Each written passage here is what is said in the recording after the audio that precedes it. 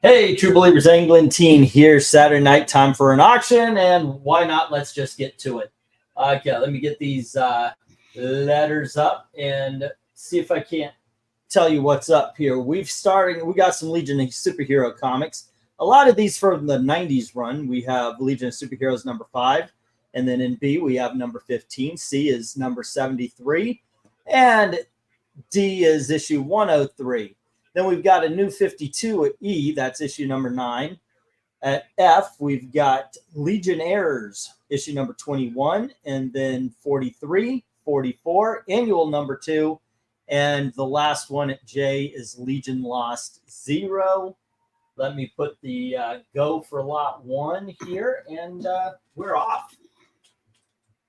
Off to the races. All righty.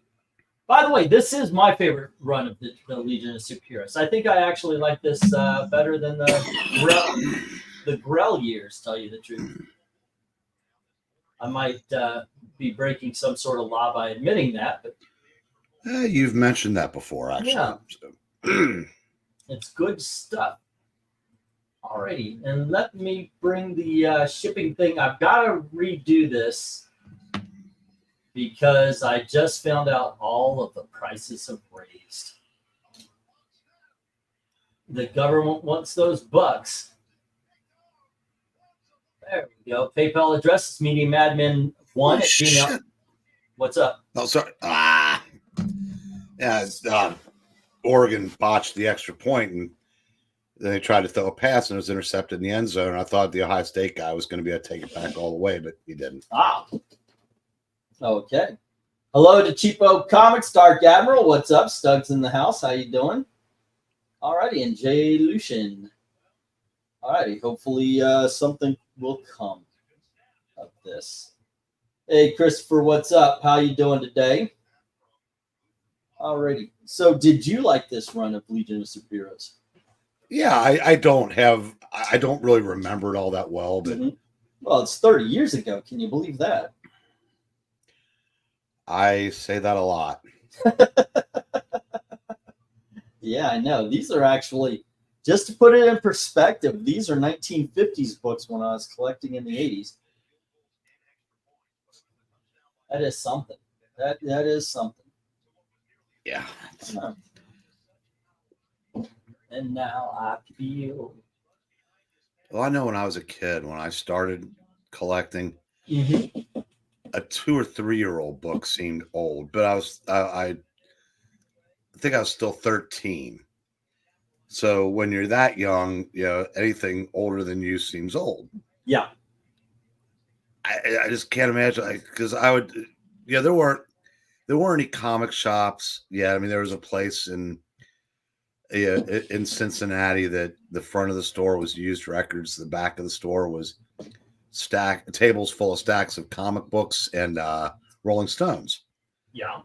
And 14-year-old me thought that was the coolest place in the world. 62-year-old me wishes it was still like that. But those, and those books would be a couple years old, and there was a bookstore downtown that had tables full of comics too. And yeah, like a book from like 1972 seemed ancient, and then say nothing of like the occasional 12 centers. But even then, even though they were only 20 years old, never saw any golden age at those places. Now, when I found the comic shop that I ended up going to starting in the early 80s, at one time they had long boxes full of pre-code horror. Yeah, those books that I'm telling you, I had a nice Silver Age collection. Nowhere near what you had, but I had some of the keys. Like I had Avengers number 4 and Captain America 100 and so forth. But and I had a couple of first appearances of Wolverine because it was right before everything blew up. And you're right, the dollar bins were filled with things now that we'd be like, holy shit, I can't believe I got that. Hey, Aaron. I didn't buy many of the golden or the pre-code horror. I mean, but I did get the that EC book and that Chamber of Chills. probably paid 70 for the two. And I saw a Chamber of Chills on eBay the other day, two different ones, 21 and 25,000 they were asking. Yeah. Mid-grade. Every so often I check eBay to see if there's an affordable Our Army at War at 83. Yeah, still wishing. And it's not that, because on paper they're not worth that much in the condition that the guys are selling them for, but you go to a show, they can have Freaking Action Comics #1 at one of the booths. You never see those two books because they are so sought after. I mean, they're like my ace in the hole, if things ever get dire, but but there were so many other ones that at the time that would have been so affordable, and it just but I was too busy trying to complete Marvel.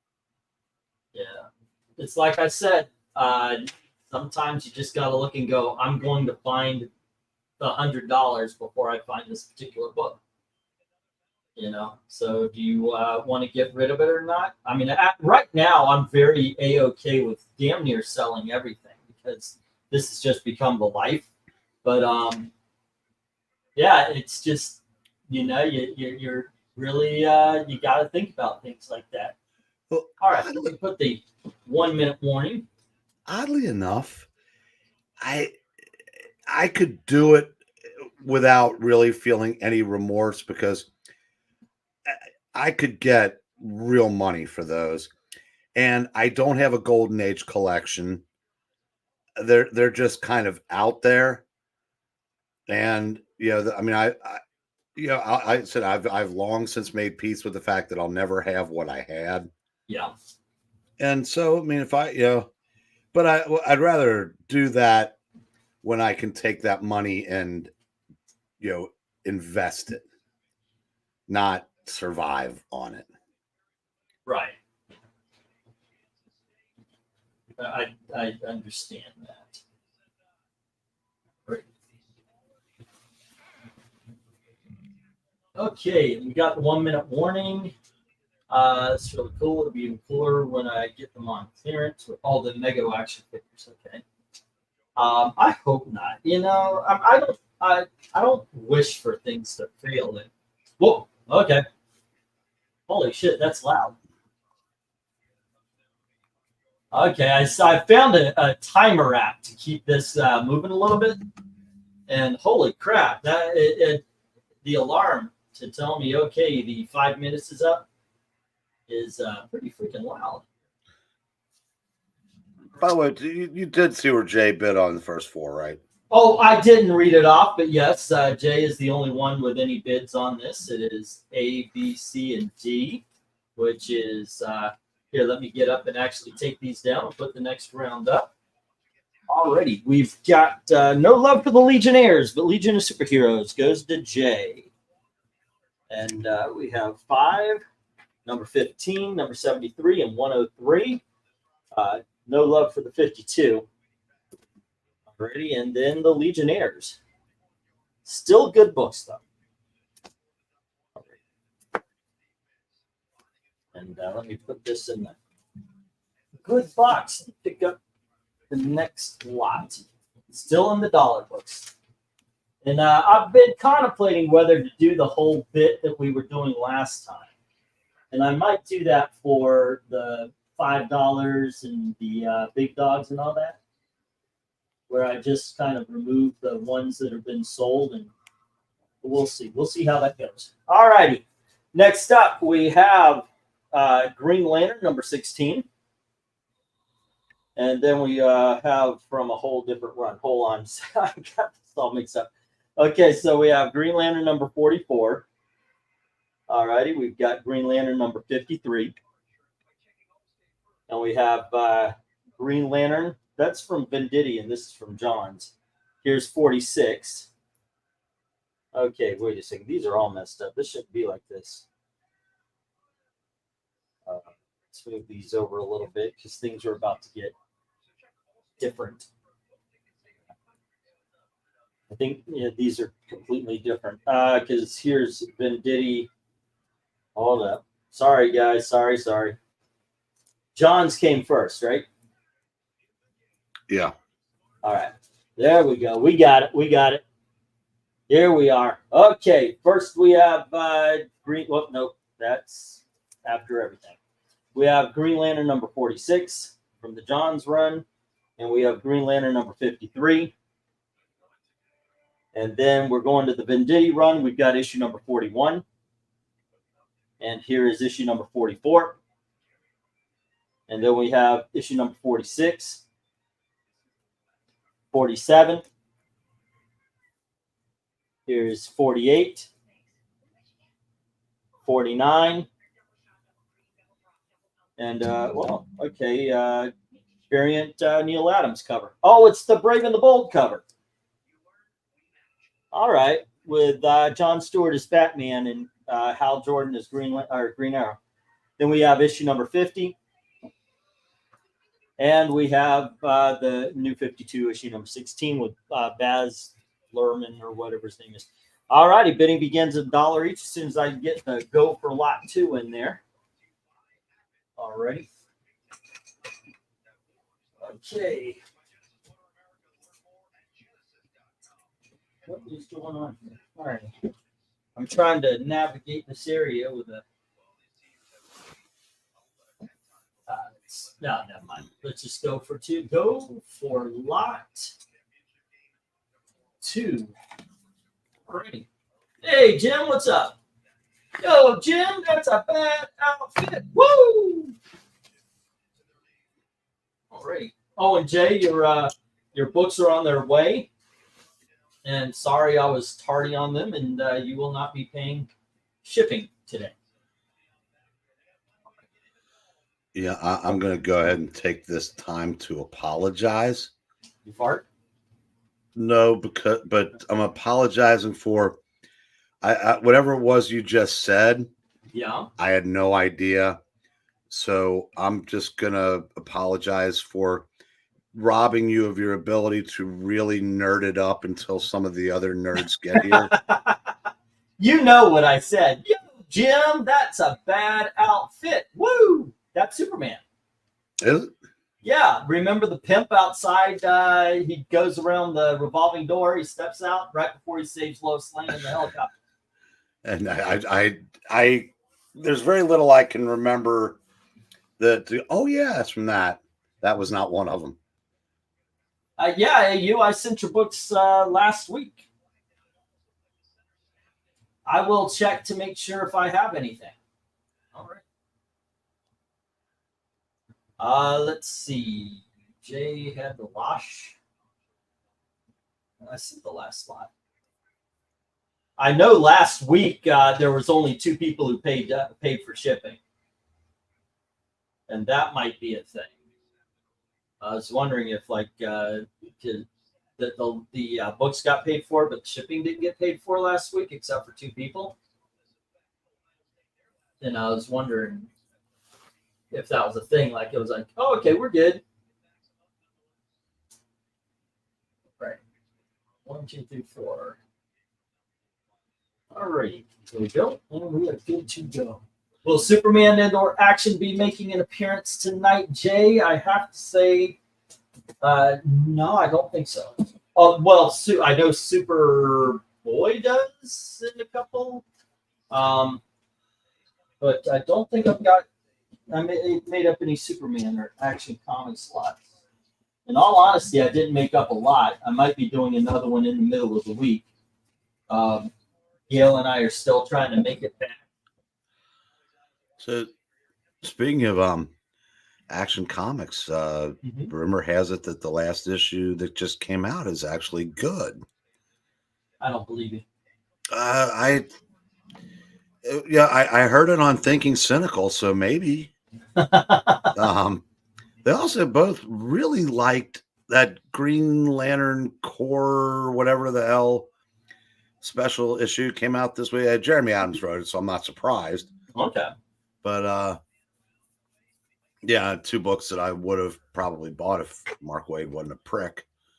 But I saw a back issue, the most recent one. I can't remember what book they were talking about, but they were talking to Mark Waid. And oh yeah, it's the like the not ready for primetime DC heroes. Yeah. And one of the stories was Metamorpho. And Mark Waid wrote it, and Graham Nolan was the artist. And Graham Nolan's one of those people that, Mark Waid said he'd rather the industry burn than work with. Say what? So remember, he's working with the enemy? No, because remember he said he'd rather let the industry die than work with a conservative now. Right. Yeah. But this interview couldn't have been more than a year old, and he had nothing but nice things to say about him. So it's real interesting to the difference between face-to-face interviews for a magazine, and an X. Well, yeah, people are, it's got kind of that whole I'm brave off screen. And plus, when a lot of people are doing the Twitter or the X or whatever you want to call it, the other side isn't real. They're monsters. They're nothing human. And then when you meet them, when you meet somebody on the street and you're just talking, unless they're wearing a "I'm voting for this guy" shirt, you don't have any idea who they're voting for. You don't care. Are they a good person or not? And yeah, it's weird. But I remember a couple years ago when remember Sergeant Bats? Yeah. Went to a show and got a picture taken with Wade. Might as well, man. I wanted to see Dan Slott at a convention because he brought me up by name. So yeah, let's talk about the fact that you've never met me and are saying these things about me. And now I'll play devil's advocate for a second. How many times have we done that to creators? Oh, absolutely. At the very least, though, he only heard that he only heard that I was a good guy, and then just flat out said, no, he's a racist because of the people he follows. So I don't know. On one hand, you're absolutely right. We assume a lot by interviews and by the books they produce. And yeah, so now I would say the difference is you have never shown a racist tendency in the 6 years that I've known you. And I'm assuming that the other 48, 40, however, whatever gets to your age is also a clean slate. It is. We have heard Mark Waid, what he has said. So yes, we're not projecting. We are basically reporting or reacting. So I think that's the difference. But again, like I said, I've heard that Slot's a good guy, and if you run into him at a show. So like I said, it's just amazing how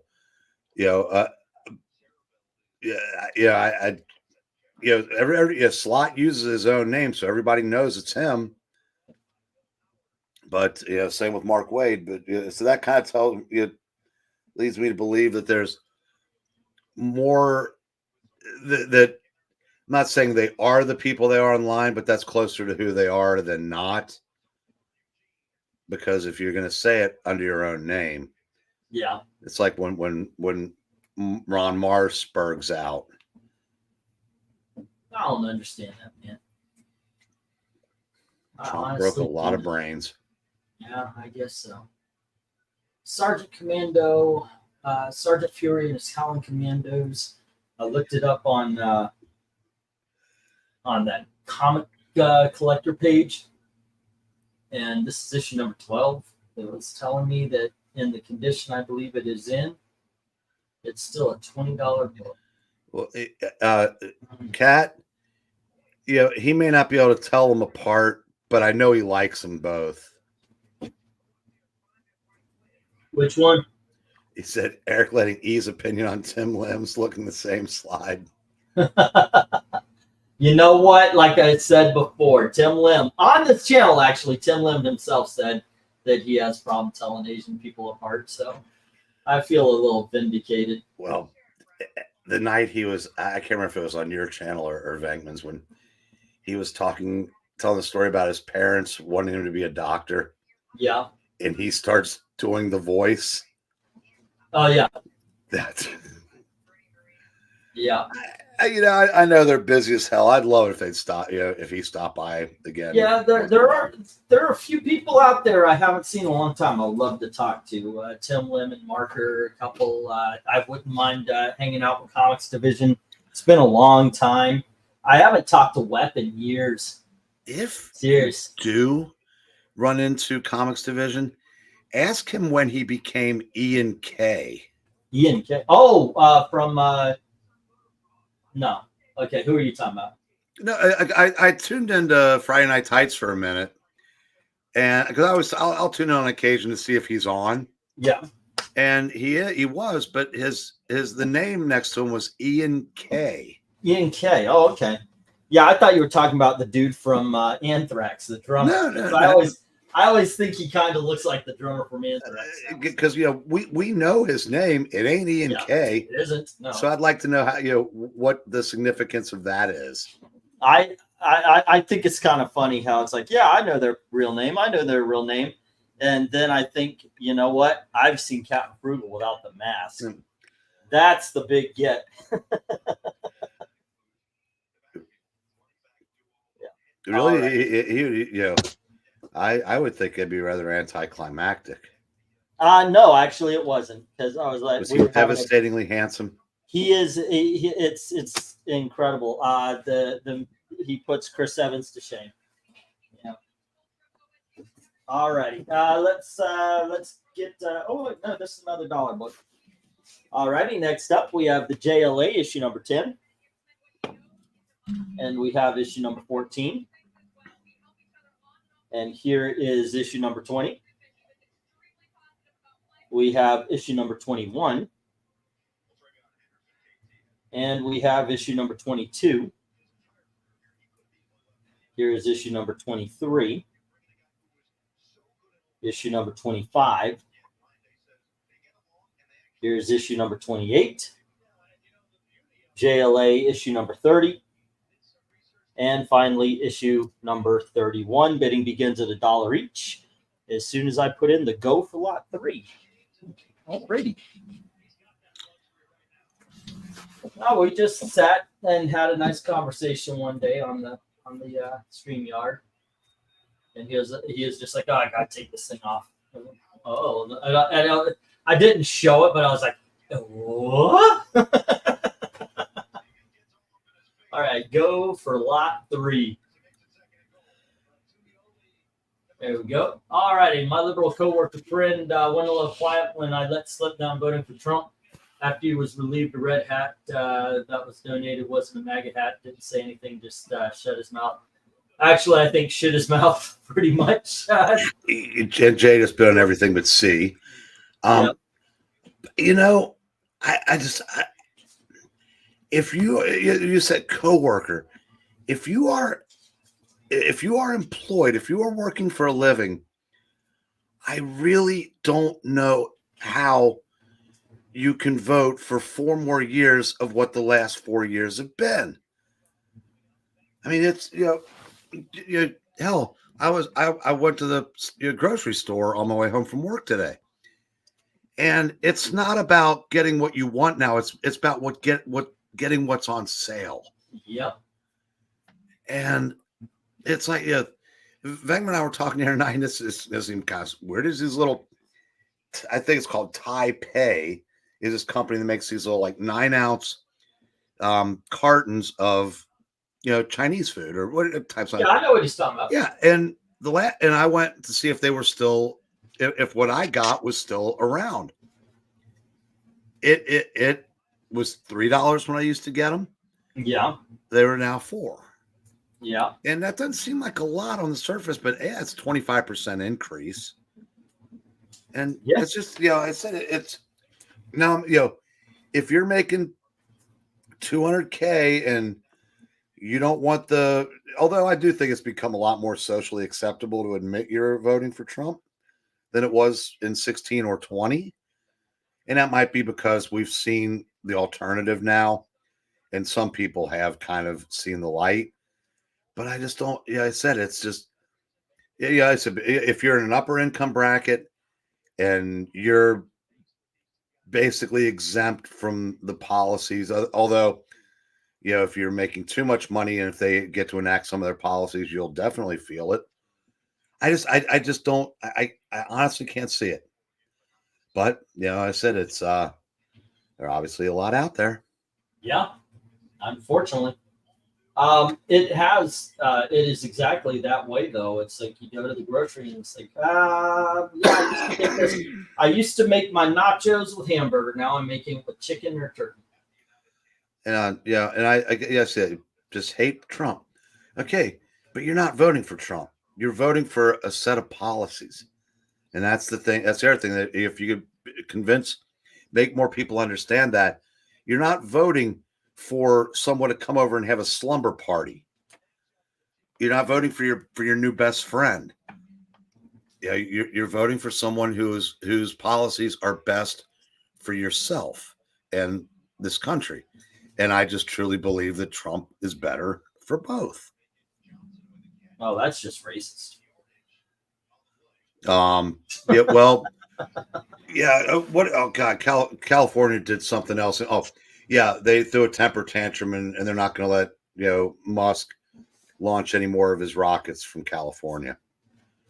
Aww. So yeah, take all those jobs and go to Texas with those too. Yeah, I would say I can't believe people still vote for Newsom and that he survived the recall. But my question would be, did he really? Because I think that I said, that's not good. Yeah, you got to tackle that. Yeah, there you go. Yeah, I think there's just I truly believe it's just wall to wall corruption in California now because they literally said that what's his name, the black guy that ran against him, Larry Elder. Larry Elder was the racist, yeah, and hated black people, but Governor Newsom was actually the guy. He's lived the life, and they managed to pull that shit off. So I don't know. I'm convinced they can do anything now. So well, I also remember back when gay marriage was on the state ballot. This was before the Supreme Court decision. Yeah, and California has a large black population and a large Latino population. Two groups of people that are generally not pro-gay. And so they kept voting it down. And I don't know who was governor at the time, just said, no, we're doing it. So basically the will of the people doesn't matter either. So, yep. Well, that's not the right type of Latino or black person. So they don't count.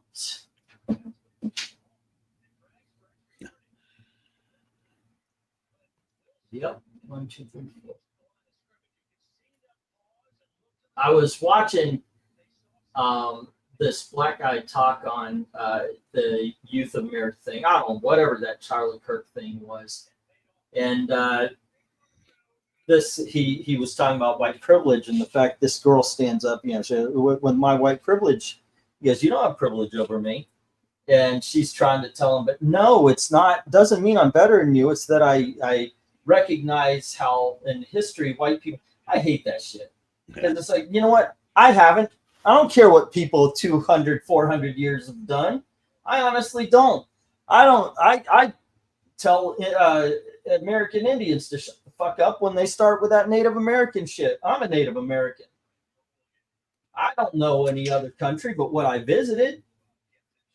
So I'm sorry. I don't play that shit. I don't do their language anymore. I just don't. And I hate it when I accidentally slip into it. When I say illegal immigrant instead of illegal alien, it bothers me that I fucked up on it. I don't have any disrespect for immigration or immigrants. It's just obviously anytime you use the left's language, you confuse them about what reality is. And so, yeah, I'm not doing it anymore.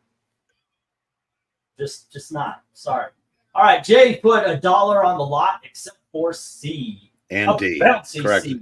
He corrected himself. C and D. All righty. Okie dokie. JL. JL here and here as well, and one more. But that's one of the things. You mentioned that, you know, I don't have a racist phone number, and you're right, I don't. I know it's a joke, and it was a funny joke when Dennis Miller said it, but the whole thing about why be racist when if you actually get to know somebody, you can find a far more legitimate reason to hate them. It's true, but you know, I don't know. I don't know all this. It's just, it just pisses me off. It pisses me off, the whole identity. Anytime anybody starts playing that identity politics game. But that's also something that that I do agree with. That anytime it's, oh, we've got privilege over you, I think it's just like that black guy did. I forget his name. Sorry. He was like, his message was basically, you, I worked hard for this. You don't have privilege over me. And the fact that, yeah, I'm sorry, but people living now don't have that same power that they did back then, or lack of. So, yeah, I don't know why they're doing it. Okay, so we got $1 on C from Jim. And then some people just hate President Trump that much. Yeah. Let's see. Surprised Adam for something else too. The same conversation, he admitted that he hated, also hated Biden. Jay says $1 on A through B, E through J. Well, we already had a buck on those. If you want to go $1.50 there, Jay. Jay's the bid. Oh, okay, gotcha. But yeah, if you want to bid against yourself, why not? Yeah, but Jim bid on C. Yes, I got that. All righty. And let's get did I get the 1 minute warning here? All right. I just talked all the way through the oh, but apparently Jim bid on C. I got that one. Yep. Okie dokies. Artichokes. Am I showing up in the chat? Yes, you are, Jim. I'm right. I was writing stuff down when your bid came in. I wrote it down. I just had to read it off because I was also having a rant. Sorry. Jay, don't do that. He's having enough trouble with the legitimate ones tonight. What are we doing? I said if he wants to bid against himself, he gets $2 lot. Kidding. Okay, yes, I got your bids on the Legion, and I made you up a sheet, so you're all good on that. Just there you go. And yep, and I got your bids on D as well. Okay. As a matter of fact, might as well get these down and get the next lot up. All righty, let me put the stop. I'm trying this new thing where I've got a 5-minute timer going. So unless if it's not a contested lot, we should be moving a little bit quicker. All righty, keep the pace up. And as we have it, Jim has C and D, and Jay had the rest. All righty, cool. You know what? I often say I think about this lot's definitely going to sell. This lot, maybe not. I actually thought this lot is going to definitely sell. This run of Justice League, and I mean from 1 to 125, was just freaking excellent. All right, and next let's get some $2 books. Yeah, I'll get some $2 books up in here. Or at least some that'll just cover the $2 book lot area. Where to go? And here to go. Alrighty.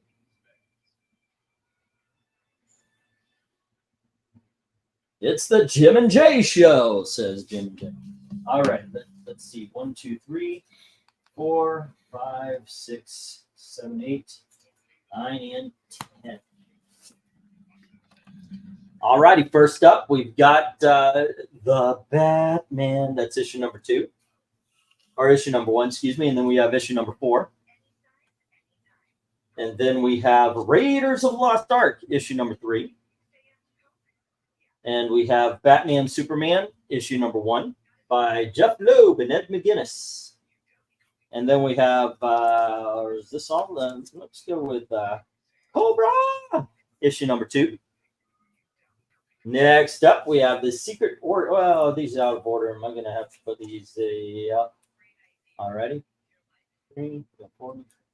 There we go. We got Secret Origins starring the Blue Beetle. That's issue number 2.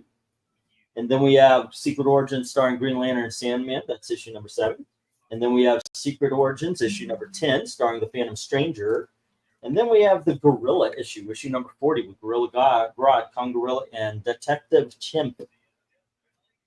And finally, the original Hawk and Dove. That's issue 43. Bidding begins at $2 each. As soon as I get the lot number, I guess we're on 4 right now. Moving right along. Boom, boom, boom, boom, boom, boom. Footloose and fancy free. Go. So I see that the season premiere of Shark Tank is this week. Okay. I don't have any invention, but I'd like to just walk into there and just look at Mark Cuban and say, how are you still rich? A lot of rich people are backing the Democrats now. They look after them. The Democrats have the rich people's backs.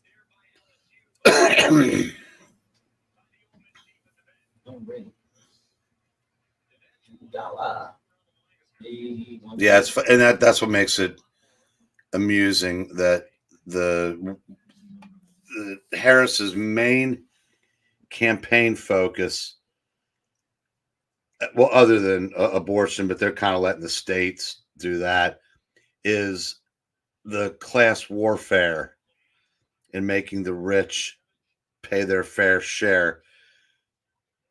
And it's their fair share. And there's way more money in the Democrat Party than Republicans now. It's not even close. And it's still, and that's even if you take out Zuckerberg's, who's claiming to becoming a libertarian. Yeah, well, they know what's going to happen because we've seen it before, and they've seen it before. They say, "Oh, we're going to make the rich people pay their fair share." Well, they're paying a shit ton already. So what ends up happening is that the Republicans go, "Well, they're paying their fair share. They're paying it," and then the Republicans look like they're against the poor people, and everybody knows the Democrats aren't ever going to do shit about that. So it works out. Well, no, there's also the Democrats know that if the rich Democrats know that if the Republicans win, they'll do better. But if they lose again, they're going to be good either way. Yeah. Again, it's just like I said, it's the rank and file voter that I just can't see voting for policies that make it harder to live, more expensive to live. Yeah, but what do I know? Yeah. All right. Well, yeah, Glinzer, she did look a little more natural drinking a beer than Elizabeth Warren. But then again, from what I understand about Kamala, she was pretty natural drinking anything. Yeah, what do you think about the rumors? I mean, you've got firsthand experience. Do you think she's a saucer? Honestly, she is a channel changer as soon as I can get to the remote. Yeah, I can hardly bear to hear her speak also. I have turned off a lot of interviews. Oh, my goodness. Oh, damn it. Somebody's got to explain to me how Ohio State was favored in this game. She already slammed 12 white clouds. Most people have football team mentality. with politics. They could care less what their team actually does, unfortunately. Yeah, that is true. That is true. That goes for Republicans as well, for some anyway. Well, because Phil and I were talking about that today, and he was going on and on. I go, but Phil, let's be honest, we would vote for a tree stump if it had an R next to it. I mean, that's to Ken's point there. Yeah. It's 14-12, Jay, but Oregon's driving again, and they've been a lot of big plays. But it's said the game is in Oregon, and Ohio State can't stop anybody. The only reason why they're still winning is Oregon has they screwed up the extra point the first touchdown, and they didn't get the 2-point conversion on the second. Now they got a field goal here to take the lead. Good game, but so I'm just surprised that if it were in Columbus, I could see Ohio State being favored. I'm just because they're 2-3. I just can't see where Ohio State is. It should have been favored in this game. Boy, they travel time big differences are going to kill the B1G. I'm not sure what that is. Well, that's way more exciting. Red River, what a snore fest, huh? If you want defense, Florida versus Tennessee, yikes. No, I don't. I just saw Ole Miss rip off about a 70-yard play against LSU. LSU can't lose enough for me. Can't stand Brian Kelly. Right. And speaking of can't stand, yeah. Yankees, Indians, Mets, Dodgers. Can't stand, want to win more than anything. Can't stand and can't stand. So I'm all in on Cleveland because I ain't got nobody left.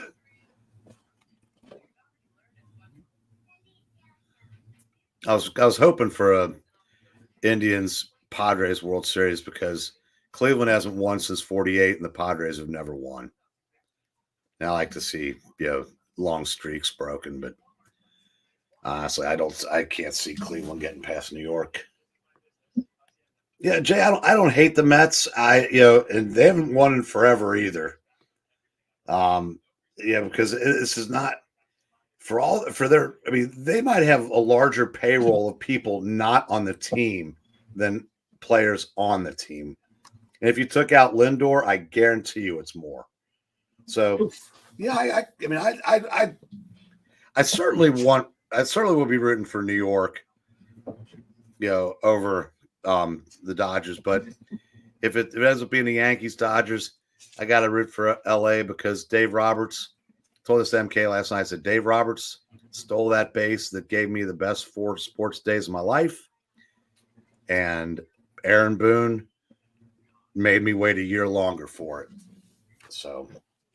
All right, we got Stop Only D sold to Jay. That's the Batman Superman. Let me get these down, and we'll get the next round up. God, I saw a promo for Saturday Night Live. Stevie Nicks is the guest, the singing guest tonight. A new show? Yeah. Okay. And the host is Ariana Grande, who looks like she's 11. I know, right? She didn't used to. Now she looks like an 11-year-old heroin addict. Yeah, she's a little skinny, but she's a pretty girl. Not really. Don't think so? She didn't look good in that spot. No. Oh. I'm gonna disagree with you on that. Well, when was the last time you saw her? I mean, I said she looks like she's down to about 82 pounds. Well, she's noticeably thinner. I've been seeing her in the promos for the movie coming out. She's in that Wicked. She's been doing the play for quite a while now. Yeah. Yeah. Pretty girl to me. But hey, like I said, I haven't seen her recently anyway. Well, it looks like I forgot 2 books. So this one's just going to have 8 in the lot. We have, let me get these in some sort of order here. Okay. Oops. Forgot to turn off the alarm on that thing.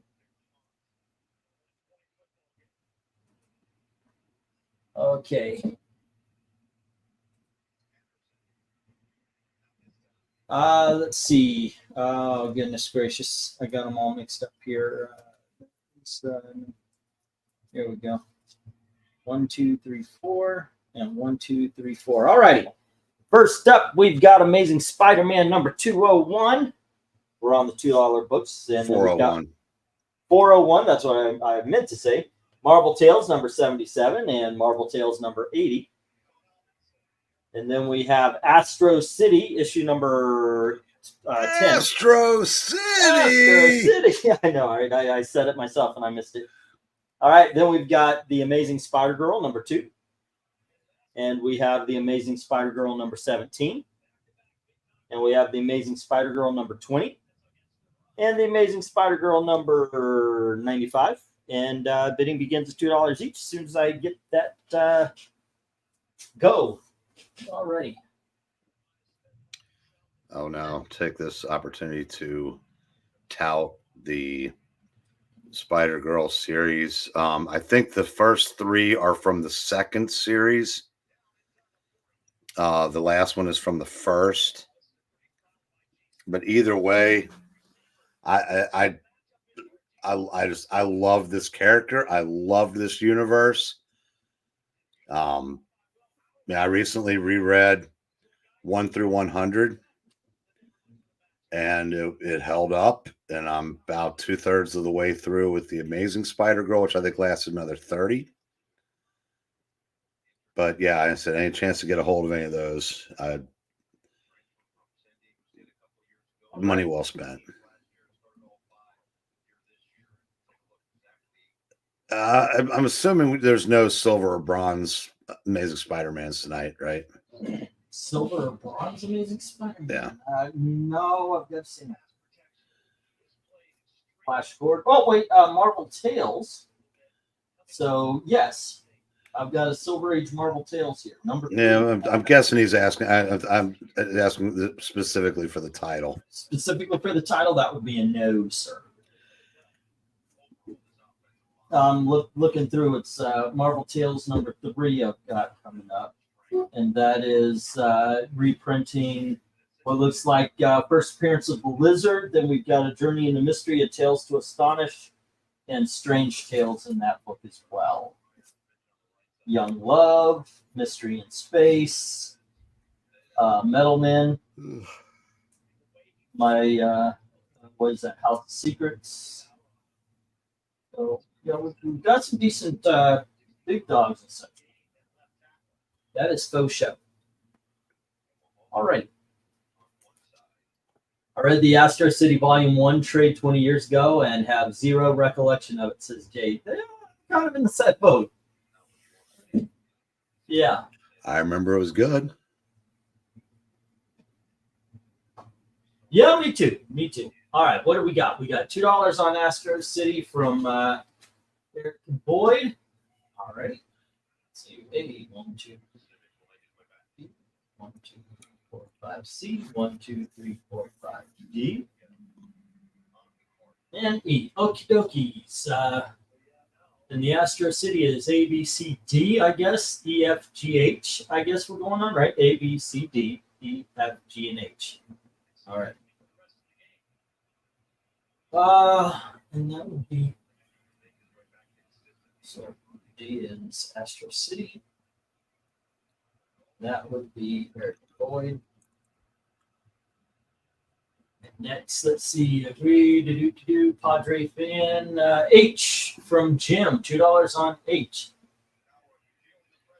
And that is Spider-Girl number 95.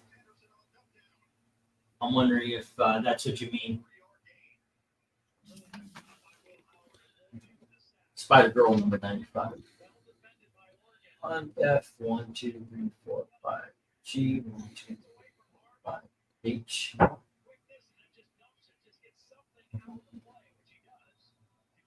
Well, that's not what I heard that after the game last night, somebody was interviewing Kike Hernandez. I said, yeah, Kike, how is it that you guys always seem to come up with big in these situations? And he goes, are we live? And the guy said, yeah. He goes, Because we don't give a fuck. Well, that just says it, right? Yeah, this is a guy who is pretty much a stiff in the regular season and just goes nuts in the postseason wherever he's playing. And I tell you what, like I said, it's just amazing how some people just like Barry Bonds couldn't hit you or me in the playoffs until the tail end of his career. And he's, arguably the greatest hitter of all time. You make your steroid arguments, whatever. But Kike Hernandez, like I said, he's a 230 hitter during the year and like a 430 hitter in the postseason.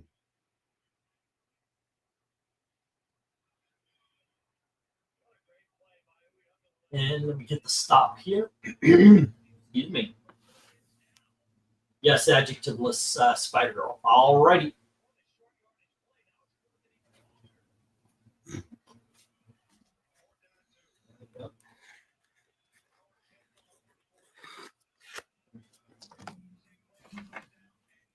Okay. And only two were bid on this one. We had Eric and Boyd with Astro City and Jim with Spider Girl 9-5. All right. Cool. And we'll get the others down and get the next lot up. All right. Here we go. Those go to the good box, and these go to the reject box. Alrighty then. You go there. And Joe go there. All right. Oh, what do we got next? Can we move on to only one lot of $3 books today. All righty, let's get the $3 banner going. All righty. I have not been able to get a hold of collections. Not for bill collections, but like I've been buying these kind of piecemeal. As much as I want. I like to buy boxes and such like that. All right, let's see. 1, 2, 3, 4, 5, 6, 7, 8, 9, and 10. Okay. Let's see what we're doing here. 1, 2, 3, 4, and this one will be 5. Okay. And we have Secret Origins number 11, starring Hawkman and Power Girl. Alrighty, and next up we have Iron Man number 104. And we have Bone number 3. We have Ghost Machine number 1, the X-Ray variant. Next up we have the Secret Origins number 46, which is the origin of the clubhouses. It's also the first appearance of Arm Fall Off Boy. We have Adventures into the Unknown, issue 149. Everything is intact. Everything is working, but the cover is holding on for dear life. That's why this is a $3 book. Next up, we have Heroes Against Hunger, the DC Comics version of all that stuff. And then we've got Logan's Run, issue number 3. We have Logan's Run, issue number 4. And Logan's Run, issue number 5. Bidding begins as soon as I put up the go for lot number, I guess we're on 6, right? 6, 7, something like that. All right.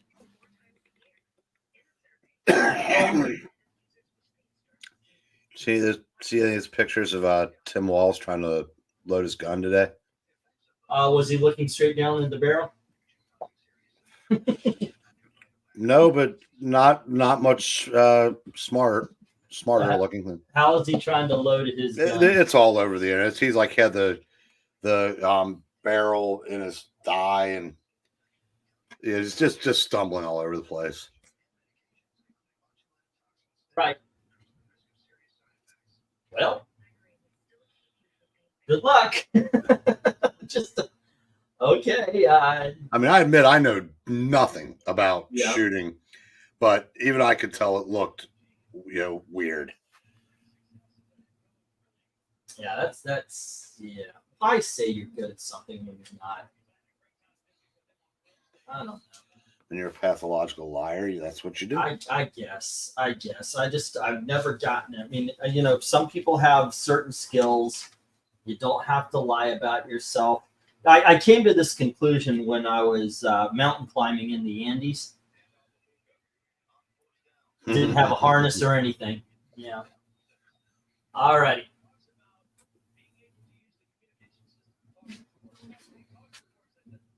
Let's see. And Jim had the Spider Girl. Spider Girl.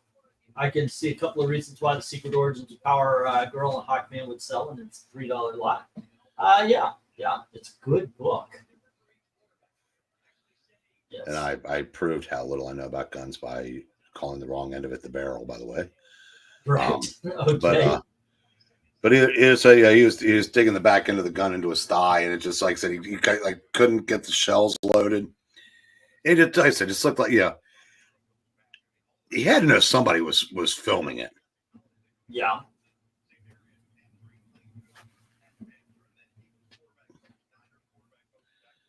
All right.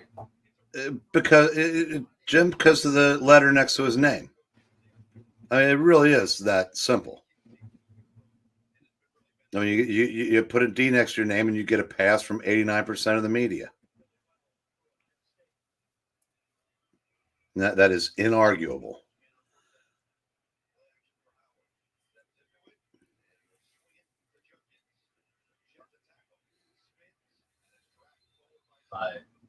D.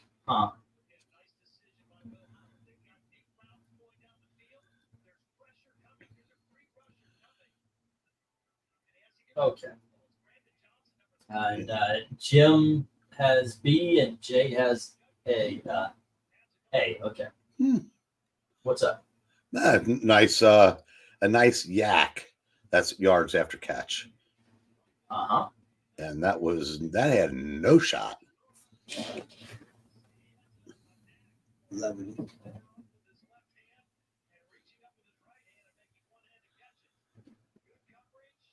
Okay, and B is Iron Man. I was really trying to get 4 on that, but I don't think I'm going to worry about that. You know what? One idea I had was that if you clear the board, you get 25%. No, you do have a couple bids. I mean, it's better than a kick in know. the teeth. Mm-hmm. Oh, that's too bad. I think I'll let that one. No, I think that's a pretty good deal, right? Jay's asking if you got him down for the Superman Batman in the last lot. Yep. Yes, it did. Why hasn't Wallace been attacked for still having most of his COVID restrictions still on? He's been attacked for the COVID stuff. My part, 4-eyed C and 4-eyed B, says Austin. All right. But again, he's been attacked by that 11% I'm talking about. Yeah. I promise you it hasn't come up, in the rest of the media. I did see he showed up at the high school where he allegedly coached. One of the players on the team had a Trump 24 towel on his, and apparently they weren't overwhelmingly glad to see him by any stretch. Jim, actually Austin went 4 on B, so at this point it would be 450 on B. I was accepting $3. Austin bid 4, so it would be 450 or higher for the next bid. Oh, you know what? I brought out this timer and I keep forgetting to turn it on.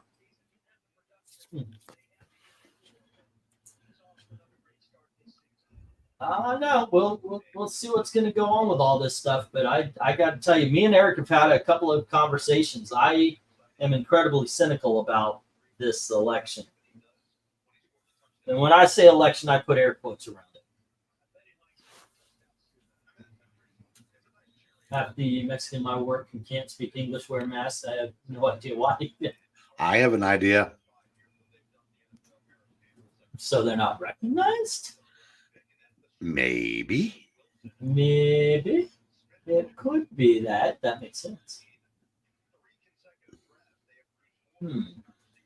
No, there have been some things I said that, like there have been almost 1 million less absentee ballot requests in Pennsylvania than there was in 2020.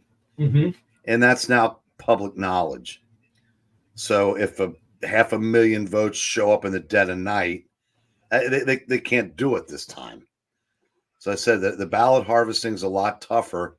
And I think we're very close to it, but I watch it. I listen to a lot of Clay and Buck, and I kind of agree with them that the enthusiasm I don't think is going to be as great this time as because 2020 was all about stopping Trump and COVID and who was going to be better. And the mainstream media did such a great job of making everybody hide in their basement, kind of like their presidential candidate.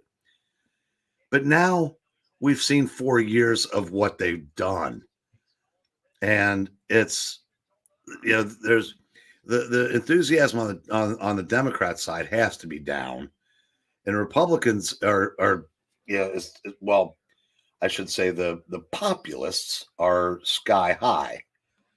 So I don't know. I said even if it is all orchestrated now, I just kind of think that it's going to be another 4 years of the Donald.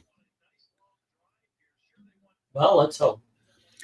And because I said the globalist mess, is started. There's been the globalist movement has gotten a lot of pushback in other parts of the world now too. Yeah, that is true. I mean, everything looks good, but the one thing is a lot of people believe everything they hear on mainstream TV, and the rest of the world has realized you don't get your news from mainstream TV. You hear what's going on, and then you try to find the full video, the full speech, the full whatever is going on, so you can make your own decision on it. But a lot of people are still getting spoon-fed, not spoon-fed, but spoon-fed, and they believe every freaking word of it. That is true.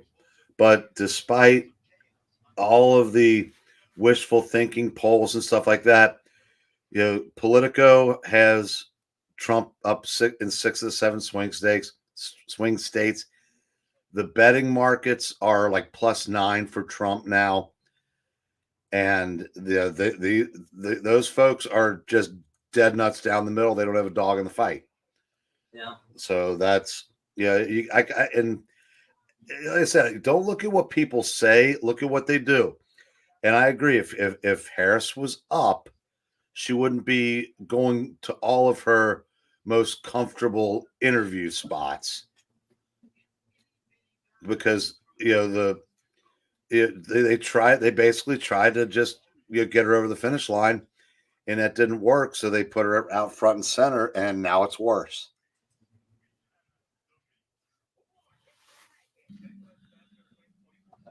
Let me see if something's showing up on eBay and YouTube's. Yeah. Because apparently, okay, that's what happened. It didn't.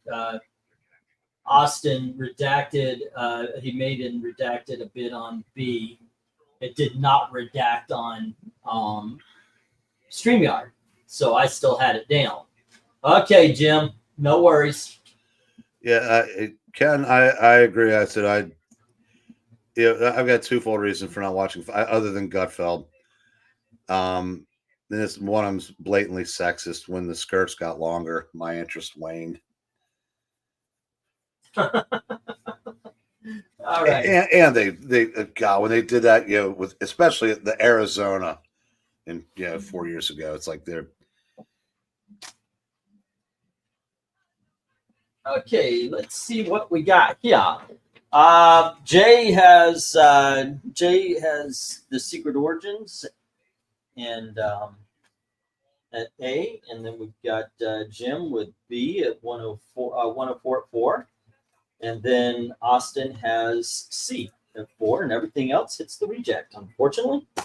All right. No love for the Logan's Run. Here we go. And let's get the next round up. What lot are we? We only had one of those because now we're going to slip into some $5 books. 1, 2, 3, 4, and 5, 6, 7, 8, 9, and okay.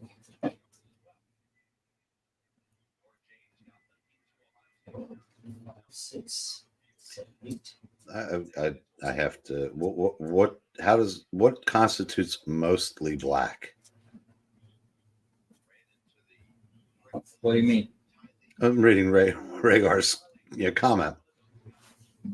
I'm telling everyone no vote for Trump, although I'm mostly black guy who's that's because it's I've talked to him about this. He is absolutely like pure African dark black everywhere except for his legs, and he's got like Norwegian white legs. It's kind of odd. You should really see a picture of it. Yeah. Okay, I mean, I figured it'd be something like that, but I knowing you, I thought there might be a punchline in there, so I thought at least I would have stuck with the Norwegian white legs. All righty, next up, $5 books. We've got Boy Commandos #1, and we've got Fantastic Four #268, and then we have Zangar Jungle Adventures. This is issue #3. We have Logan's Run #2. And then we have Sergeant Rock, issue number. Oh, no, let's put something out there. We got this 1, 2, 3. Yeah, I guess we could do. And Oregon's leading again. No, let's go with Metal Men. And this is issue number 16. And then we have Sergeant Rock, issue number 196. Okay, and we have Our Fighting Forces, issue number 93. We have GI Combat and a Haunted Tank, issue number 124. And then we've got Mystery in Space 102, and this has little chews all over it. Everything's good. The staples are good. It's just that it looks like something got to it. There you go. And Ms. Marvel, issue number 21. Bidding begins at $5 each as soon as I get the go going on. And this is, I believe this is number 7. And I'm going to change the ticker. Oh, yep. All righty. And we're on the $5. There we go. And let me put that. Go for lot 7. It's a really good $5 lot. It really is, sir. It truly is. And let me get rid of that the Austin thing. All right. And here we go for less. I mean, I don't mind if he stays. Yeah, of course. Okay, here we go, guys. Let's see if we have a good run on these $5 books, which I think we should. I mean, come on, where would you go on this after you demolish that bottom row? Ooh, after that, then I would just pretend like E was part of the bottom row. I mean, the best story is probably the Fantastic Four, but the collector in me would like all 10 of these, and I think I might have 3 of these books. Yeah, definitely the war books would be where I would go first. Like I was joking, of course. The bottom row is fucking amazing. Which issue is the GI Combat and the Grade? The Grade, goodness, I put that at a 3.5 to a 4. Here we go. I opened it. It's all right. It's very much a reader copy, but you can see there's cracks. I mean, you can see it's just no white left to it, and there's cracks on the spine right here, and little trouble there. Everything's put together though. I mean, it's just very much a reader copy. I mean, every one of them's a reader copy. It's just this one has seen better days. That's all. I would go, like I said, I would go 3.54 maybe. Which, by the way, I look on that comic book realm that you pointed out to me. They are expensive. They'll make you feel really good about your collection. But they have 20 price points. I love that because because I looked it up and I'm like, but the difference is when you look that up and then go to eBay. Like this one would tell me to put this at about $12 to $15. I don't think I could sell a book in that condition here, at least at that price point. Just couldn't. But I put $5 on it. I might get my money back on it because, you know, I may have gone a little bit overboard on the bidding for it because it's Haunted Tank. It's the freaking GI Combat. But, yeah, there you go. Austin, no, it is not. What? Is Zangar a Kirby book? Nope. I heard change the Tigger, and now I want to hear a Tigger impression. I can't remember what Tigger sounded like. No, it's not. It's not like Barney. The wonderful thing about Tiggers. It's kind of like that. He's got a kind of like this voice, but it's not too deep. It's not as deep as. It's not as. Hold on. Yeah, it's not as deep as Barney, but it's a little bit higher than that. The wonderful thing about Tiggers is Tiggers are wonderful things. I saw when you tried to change that, you went into was it Marvin the Martian? Marvin Martian, yeah. I was trying to get that sweet spot because the three voices, Tigger, Barney, and Marvin the Martian, are all basically the same voice at different ranges. So, this is very interesting indeed. I love you, you love me, and then the wonderful thing about Tiggers is Tiggers are wonderful things. But they're all the same voice. It's just different. So. I've never wanted LK to pop in more in my life. Yeah, it's been a while, and I just started up. I'm not a professional voice guy. Jay, warm up the microphone. Get in here. If I don't get to talk some sports ball, I'm leaving. Oh, goodness. Dude, the geeks are your people. It just embrace us. Yeah, but some of us actually have a life outside of geek. Uh-huh. Yeah, some of us, when we think of sports, we don't think of a number and a letter next to it that you can purchase at big GameStop. Oh, yeah. That's actually where I've learned more about football than anywhere else. Playing Madden. Yep. Let's see what we got going on here. Oh, shit. I should have put the 1 minute timer 45 seconds ago. I'm just going to restart it. Let's see. 5 for FG and H, the war book, says Glinzer. Alrighty, and that is Sergeant Rock.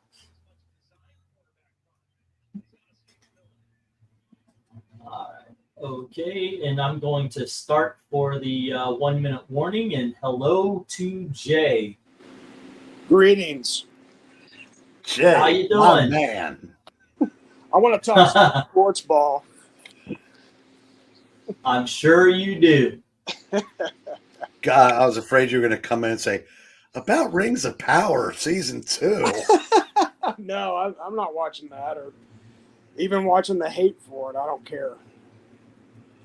Yeah, I watched the. I couldn't even make through episode number 1. Couldn't do it.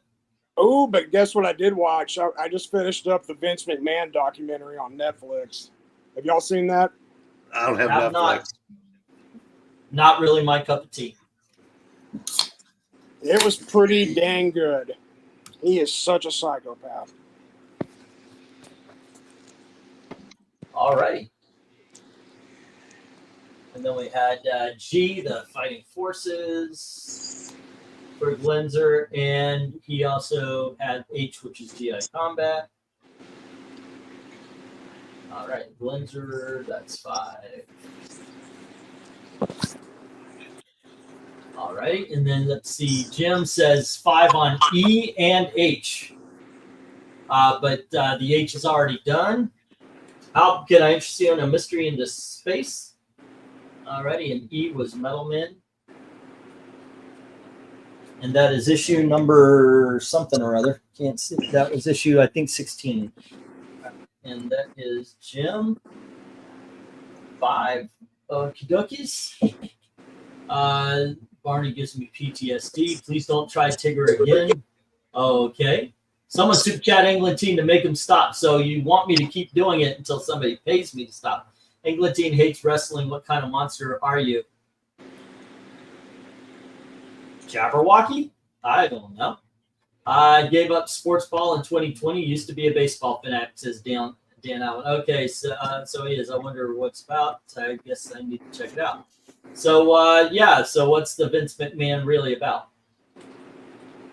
Well, it goes his whole life, but all that stuff I knew. The interesting part was part 4, where they go over his recent stuff.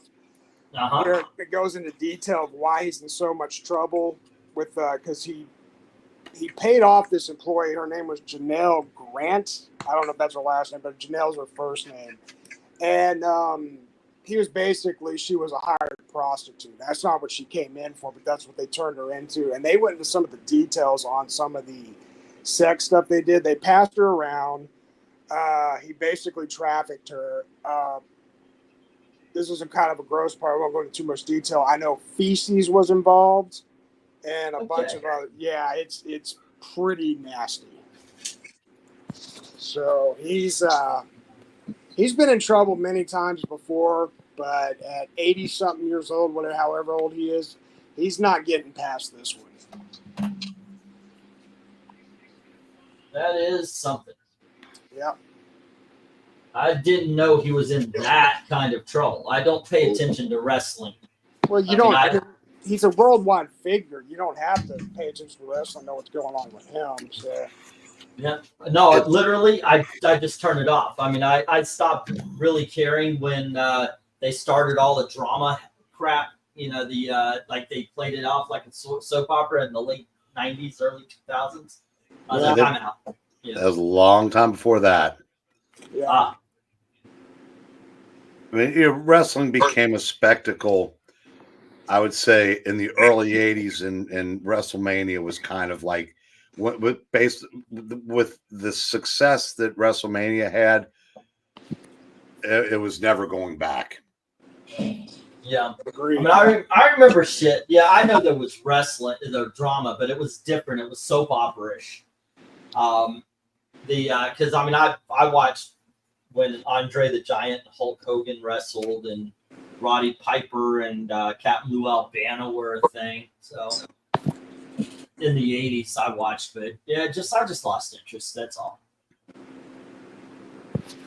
As long as I've been watching, it was a soap opera, and I was born mid 80s.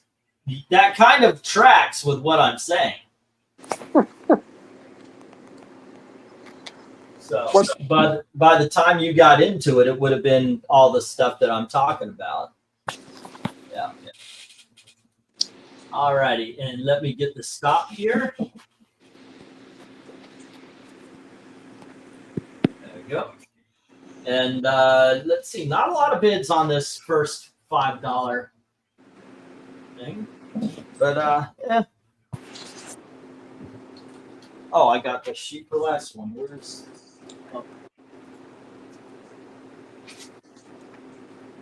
Okie dokies. Artichokes. Let's see. We have E. Metalman going to Jim and at 5. And I don't think there was any pushback on any of these. Glenzer has the War Book, Sergeant Rock, and Our Fighting Forces, and the Haunted Tank. And I cannot believe the Mystery in Space and the Ms. Marvel are hitting the floor. These I can believe because I've had these forever. All right. And Logan's Run has been proven to not be cared about. And who knows about Zangar? All righty, let me get the next round up, the next lot of $5 books. Okay, next up, kids, we have Batman Spawn. And then we have Justice League International. Here is Green Lantern, 80th anniversary. We have the Avengers 183. And we have the first appearance of Tim Drake, Batman 436. Yep. We have She-Hulk number 17. And we have She-Hulk number 14. There we go. We have Superboy number 127. And we have Spider-Man, Punisher, Sabretooth. And finally, we have Witchblade number 500, I guess, from Wizard Magazine with its certification. Everything starts at $5. Let me get the gold. All right. I'm hearing an echo. It's not me. I hear like a TV going. I have the TV on, but it's very low volume. You might hear just a tidge of that, but that wouldn't produce an echo. Not I mean an echo. I meant to say background noise. There you go. That's all right. And I will be stepping away for just. So what's the score on the Ohio State-Oregon game? 22-21 Oregon. I got to put that on in the background. I got to watch it. It's halftime. You got about 10 minutes. Man, I'm telling you, the time change and the travel is going to kill these teams in the Big Ten. It's going to kill them. Didn't Penn State get blown out by USC today? I didn't see the score, but I know that the USC was up last time I looked. So it was like 20-6 or something like that. Yeah. God, USC's not good. No, I know. Penn State's a lot better than them, but that travel, it's a killer. Well, it works both ways. But there's going to be some teams affected when they come across the country. I mean, now, unless, I saw that in the ACC, Miami was affected by the travel and needed all kinds of help from the officials to win that game. Yeah. Oh, that one against Cal last week. And then the one before that against, Pitt? Oh, I didn't know about that one. Oh, yeah, they've gotten huge breaks 2 weeks in a row. Our colleague LK would not agree with that, but then again, he's invested in Miami. I mean, they reversed a call to protect Miami the first week of the 2 weeks that this happened. Oh. Wonder why Miami's getting favoritism again. Holy shit! Penn State came back and won. Oh, they did.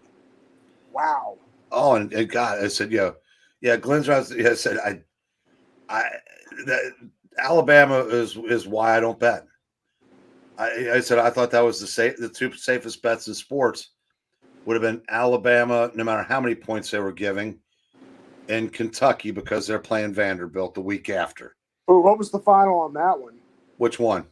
Kentucky and Vanderbilt. That's still going. So let me see. I think that but God, I didn't see where South Carolina got within 2, missed the 2-point conversion, converted the onside kick, and then threw an interception. Yeah, I watched. That was crazy. Like, holy shit, 7-7. And they missed the field goal earlier. They had so many opportunities. How?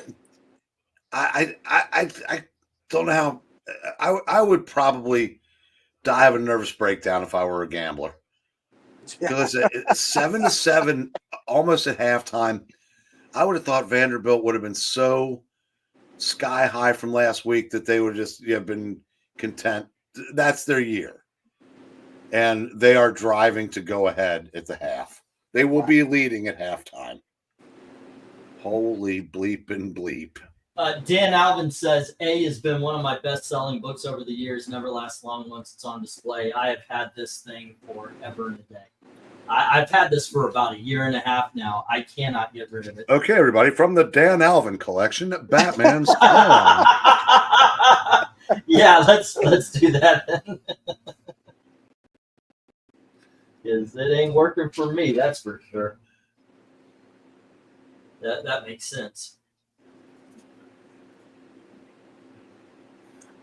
I don't know. Where do you go on this $5 lot? What do you think looks cool? Well, we do this. We've done this probably the 7 times it's been up there, and all 7 times I've said Justice League #1. Justice League. That's another one I've had for 1.5 years. Go figure. It pops up whenever I'm low on $5 books. Yeah, can't get that one away either. I'm actually surprised the She-Hulks haven't gone on this lot. And that Avengers. But what you gonna do? Yeah, that's a great book. I think I would say Michelini was writing Avengers at that time, and that's Byrne and Klaus Janson on the art on art. Nice. Well, okay, so Tim Drake shows up in Batman Year 3. How long was Dick Grayson Robin in that timeline? 6 months, a year? That's weird. Yeah, that's a good point. Wow. Well, yeah, but he shows up as a little kid. Oh, okay, so he's like a background character in this one. He's not. Okay. He shows up as kind of he's a kid. He's an observer. Gotcha. They didn't settle for the field goal. They scored a touchdown. Oh. Wow. The battered women hotlines in Lexington just staffed extra. What issue is that, Batman Year 3? That is issue number 436. Wow. Hey, Oklahoma. Thanks for playing. Yeah, right. Wow. Yeah, their defense is pretty good, but their offense is atrocious. Whose? Oklahoma's. I wouldn't know about the defense. They got lit up for 34 today. I understand that, but I mean, they just didn't have anything going for them offensively. I don't think the defense was playing as hard. And their being number 18 going into that game was charitable. Yep, it sure was. Because they haven't looked good all year. In fact, if they were still in the Big 12 playing that same schedule, they wouldn't have had a number next to their name in this game. Oh yeah, I agree. Well, they should have lost that Auburn game, but they didn't. So no bids on Spider-Man, Punisher, Sabretooth, cash grab. Nope. Hey, that's truth. In fact, Doesn't mean it ain't good. I think when Cecil used that for a title, Marvel called and gave him a cease and desist. All righty, and Jay is saying 5 on E. Already did. All right. Where is your page? Zoinks. That's Batman 436. 436. Yeah. I thought you said 450. My bad. Oh, I know England doesn't like grunge, but I think he should invest in a flannel shirt soon. Yeah. Way ahead of you, yo. That is a good deal on that Justice League, the JLI Justice League. So I think what does that usually go for? About 10 to 12? And according to websites, yeah. Man, there's this dude. I see this one guy's auction. It's a very successful auction.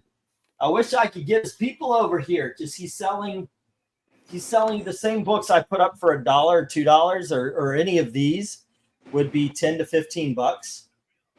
It's and he's getting it. I'm like, wow, God, what the hell? I get people coming over here and kind of laughing. Well, cheap books. No, they're the same shit you're getting at the other ones, except for with a lower price. Yeah, it reminds me of that story. Guys walking through a bazaar in India, and on one same table on one side, guys got a vase that says $100, and so he's looking at all the stuff on the other side of the table. He sees that same vase, but it's at $20. The guy says, "Well, wait, why do you have this vase over here? It's the same vase. It says $100 over here. He says 20." And the guy goes, "Well, some people they like to pay 100. Some people they like to pay 20." There you go. Not a funny joke. There you go. But yeah, that's absolutely true. Tim Drake is only a background character in Flashback Year 3. Part of Year 3 is partly mostly flashbacks. That is a true fact. All right, let me get the stop here. Swings. And away.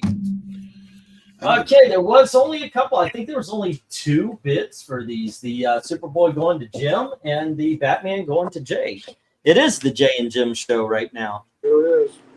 By the way, I have noticed only 2 people bid. If you guys aren't bidding, it'll be 2 other people. But only 2 people are bidding anymore on these auctions at any one time. There's, yeah, at any kind of regularity. I mean, that's I'm being facetious because Eric. Well, this week was payday for me, and I'm guessing it was payday for Jim too. You know, Glenser did put in a bid, so did Derek and Boyd. So I am being facetious, but I have noticed. Well, I've also noticed it's just slowed down a shit ton. I mean, everybody's feeling the crunch. What you gonna do? Already 1, 2. Oh shit! Ooh, Jim said he's looking for some JLEs. I'll keep an eye out. All right. Justice League Extreme or Europe?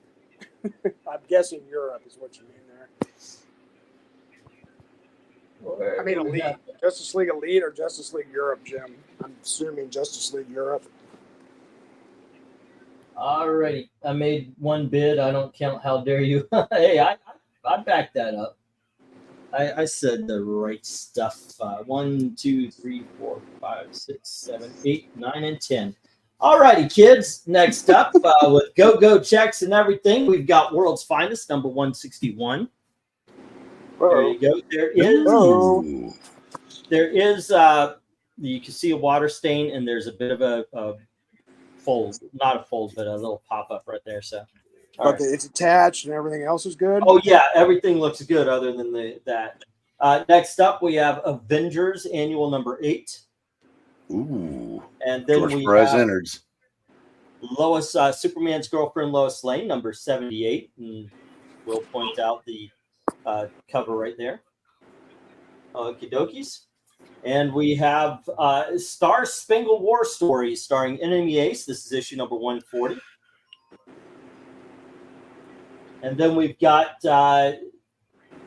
Sergeant Fury and his Howling Commandos. This is issue number 12. This is the one I found out. Yeah, I could have put, according to the website, that Comic Realm, this is in its condition a $25, $30 book. So, yeah.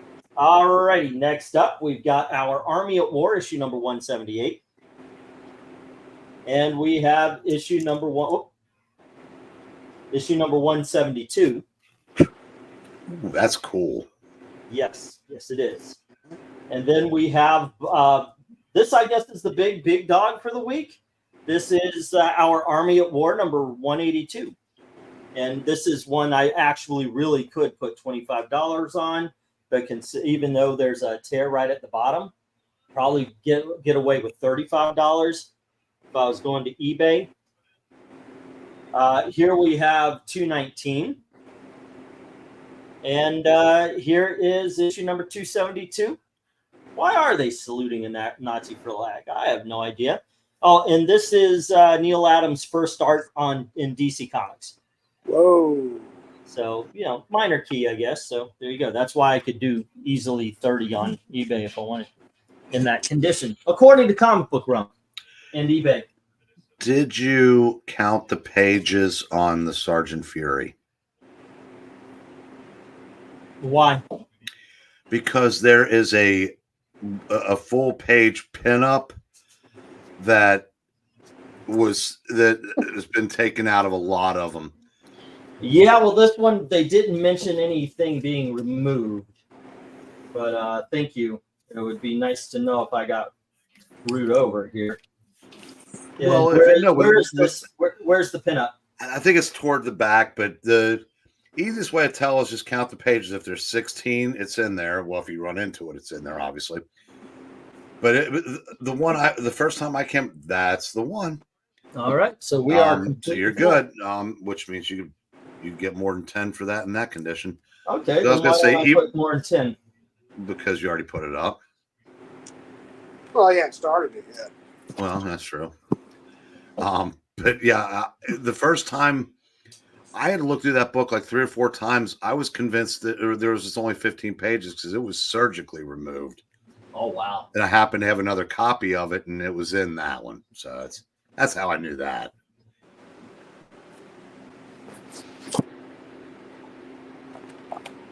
Okay. So, yeah, it's a lot of great Sergeant Rocks. I love what they did with some of the covers. Like the one that's a great cover. But as far as like stories go, that Avengers Annual was cool. It's George Perez and I believe Frank Chiamonte was the anchor, but it's Hyperion's in there. Yeah, it's like some other Squadron Supreme members.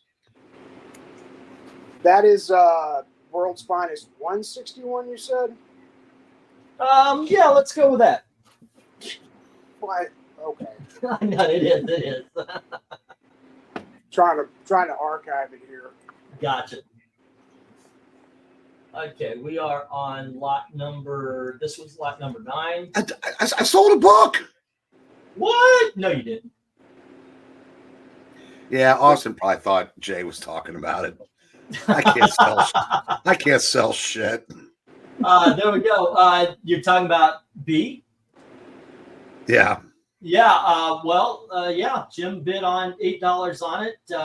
And Austin goes $8.50, and Jim goes $9. All right.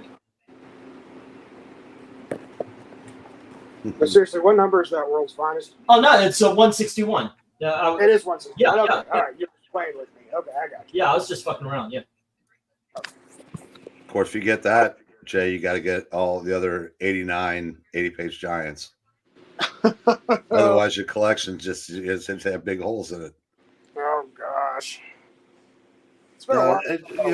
Rhaegar, LK is probably somewhere with picture and picture and picture and picture right now, which is what I wish I had. I need one of those Sunday ticket things for college football so I could keep an eye on like the 4 games I'm trying to watch. The artist on D? It looks like an Adams cover, but I would imagine there's a good chance it's Joe Kubert. Let's see. On the cover, usually is Neil, isn't it? Joe Kubert. Do you do the cover also of that? Yeah, that's what it says. It says right Wow. here, Joe Kubert. Wow, damn, that looked like. Of course, I can't see the face. So I was just going. The body, the guy dragging the body looks like Neil Adams. Joe Kubert has some of the best freaking covers. Yep. And Superman's Girlfriend.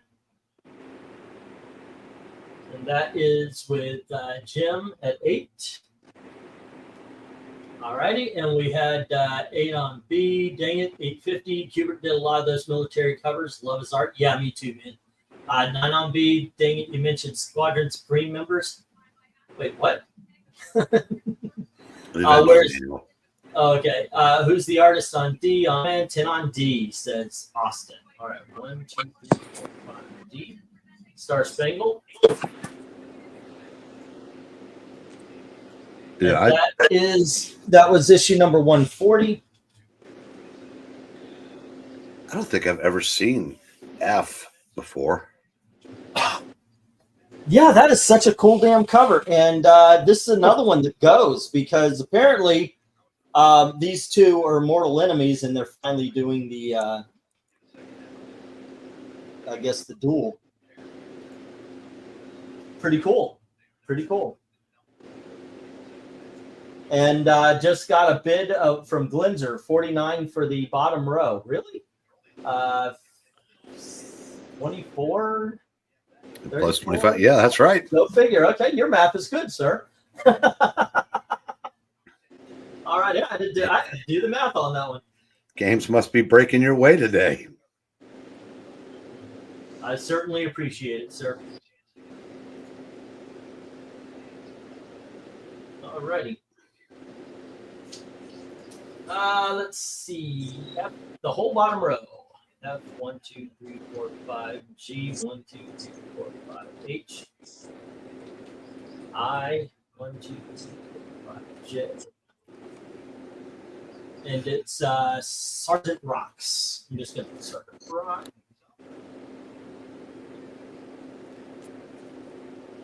At Glinzer, did I hear that right? That Army is 6-0.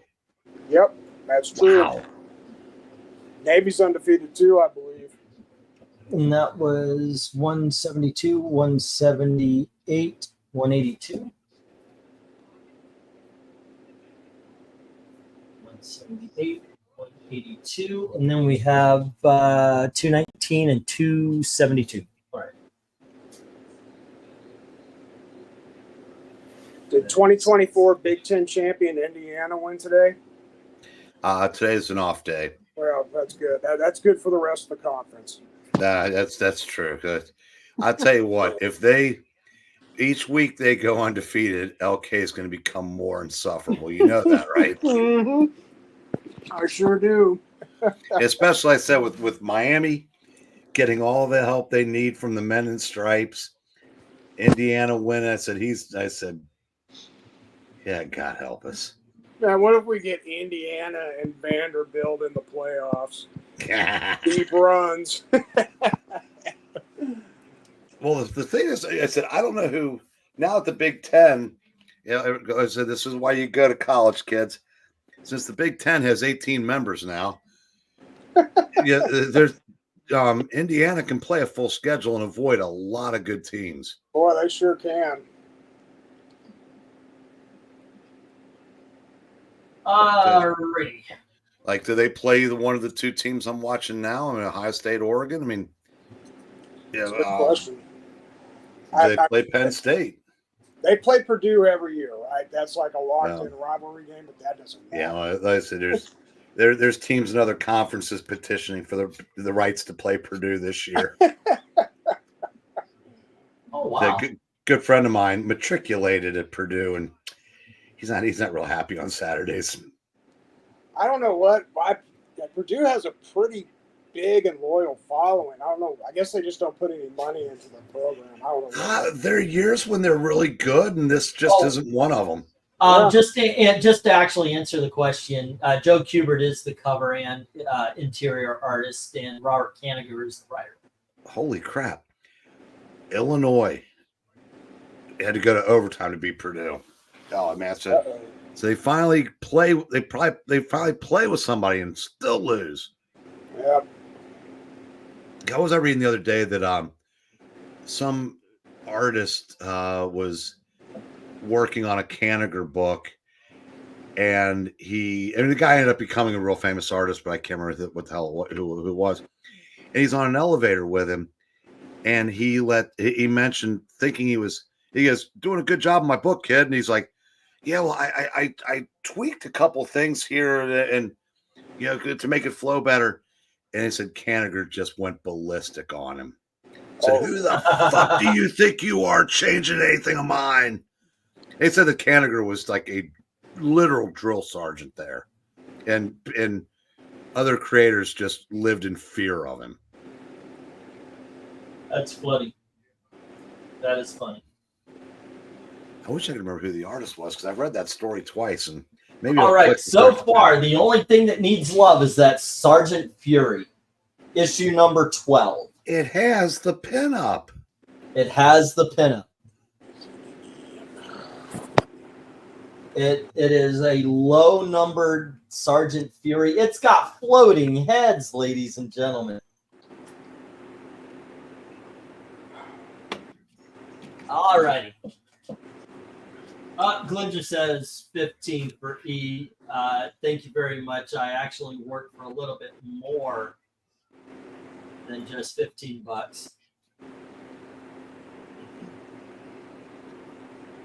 England team lives in fear of not having enough work under. England team lives in fear of having to go to work under the bridge. All righty. Glinger says 15. All righty. Those bridges get real cold in Indiana during the winter. Yeah. Yeah, nobody wants to see icicle semen. It just is not. No. Try to avoid it. That's what I say. Vince McMahon might. Hey, okay, well, there you go. Yeah. There was a time years and years ago. Wow, Ariana Grande's got every inch of her hands tatted up. That's disgusting. Yeah, I said she's a heroin addict. There was a time when Yeah, you actually guarded what you said because you didn't know us that well. Yep. Can we go back to those days? Because I was afraid that you guys would discover how sick my humor is. That was back when everybody on this particular side of the culture war was going after James Gunn for making sick jokes. And I was like, holy shit, you guys will bury me. Let me see. Let's see your sick humor England teen or singing Barney England teen. Did anybody have icicle semen on their bingo card today? Look, No. how do you think I learned about icicle semen? It was when I worked on the Barney show. No one wants to know.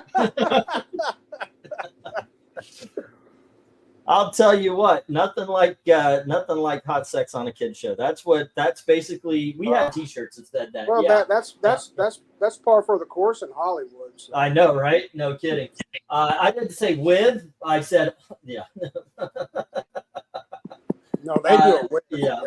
Yeah, Rhaegar, and she probably hasn't eaten since. I know, right? She does look skinny. Alrighty. No, but the truth is everybody was canceling people with gross humor on our side of the fence. I was like, what the fuck is that all about? He's just telling a joke. And then I got really nervous that if I kind of joked freely, I would get canceled. Hey, what the fuck? I lost most of the audience. I appreciate everybody who's here, but yeah. So why not? Why not just open up and be me? And I think that's actually hurt because, the whole YouTube makes everybody skittish now. All right. Oh, let me get the page. There are things. Look, I get it. I make sure that every video is marked. We are not for children. But there's some things like if you are talking about something like rape, you do not say grape. That is not a crime you dilute. But that's just a personal thing.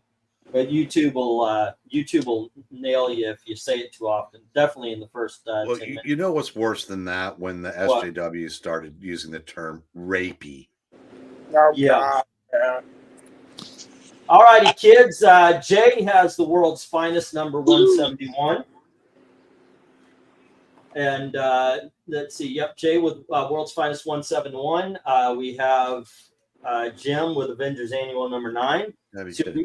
Superman's Girlfriend 78 with Jim at 8. And then we've got Austin with Star Spangled War Stories number 140. And Glinzer with the Sergeant Fury. And then Glinzer has the bottom row. Sergeant Rock 172, 178, 182. 219, 272, and 219. All righty, cool. Let me put this on the good lot box. Which of the dipshit triplets did it? All right, so we have 1, 2, 3. Oh shit, I should have put tabs on these. 1, 2, 3, 4. Remember 5 minutes ago when we had a conversation about what issue number that World's Finest was? Yeah. 5 minutes was a long time ago, apparently. What do you mean? I mean, that was so long ago that it aged 10 issue numbers. Yeah, it's 171. Is that where Icicle Penis and Icicle Semen and Icicle Semen Jr.? Is that their Dude. I'm using that kind of language on my. Come on, man. Show a little respect. Sorry. Damn. Reminds me of a story. Two guys were fucking an owl, and sorry. Hey, Bo, what's up? I just lost all new people. Okay, no, we're leaving. According to me, you gained 2. Oh, okay, that's good. Yeah, but they're from the FCC. Yeah. Oh, they just they heard that and they left. You know what? Everything's $10 on this. I'll get the tabs up, but no, there's a couple of 15s. Okay, yeah. Let's see. 1, 2, 3, 4, 5, 7, 8,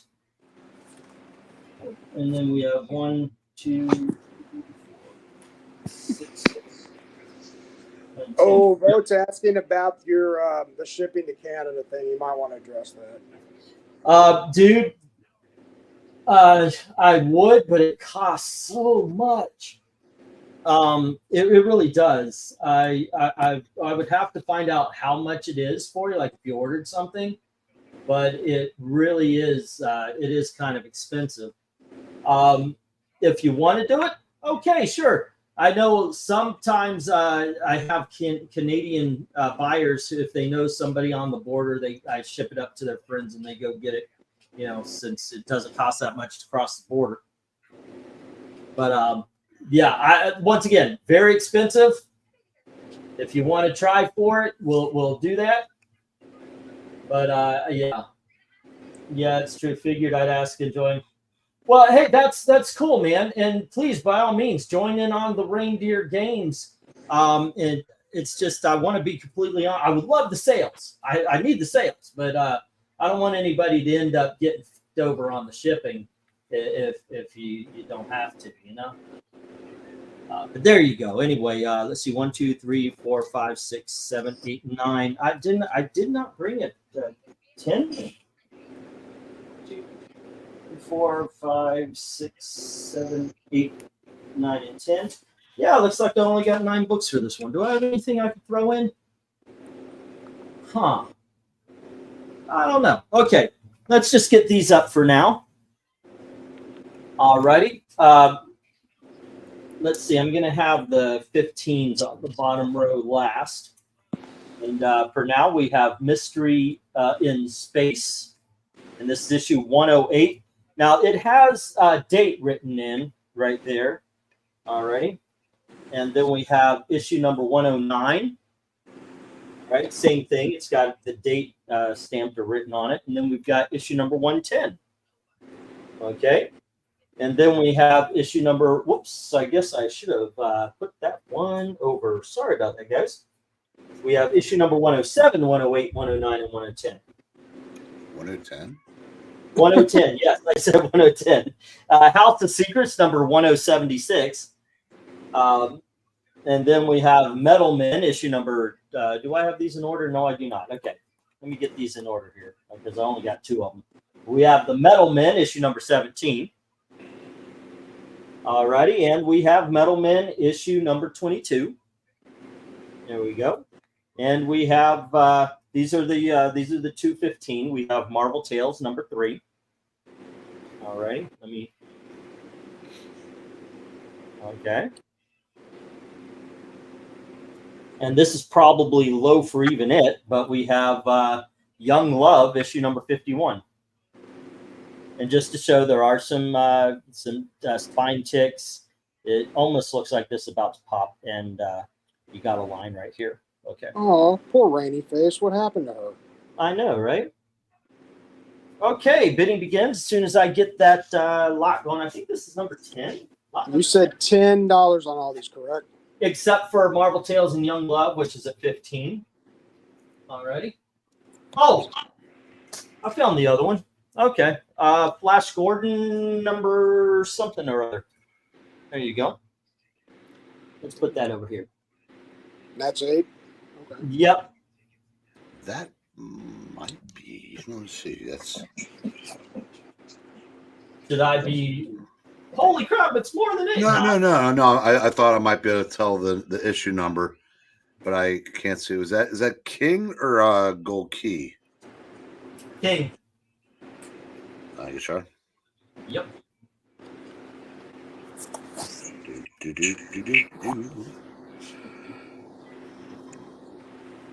See?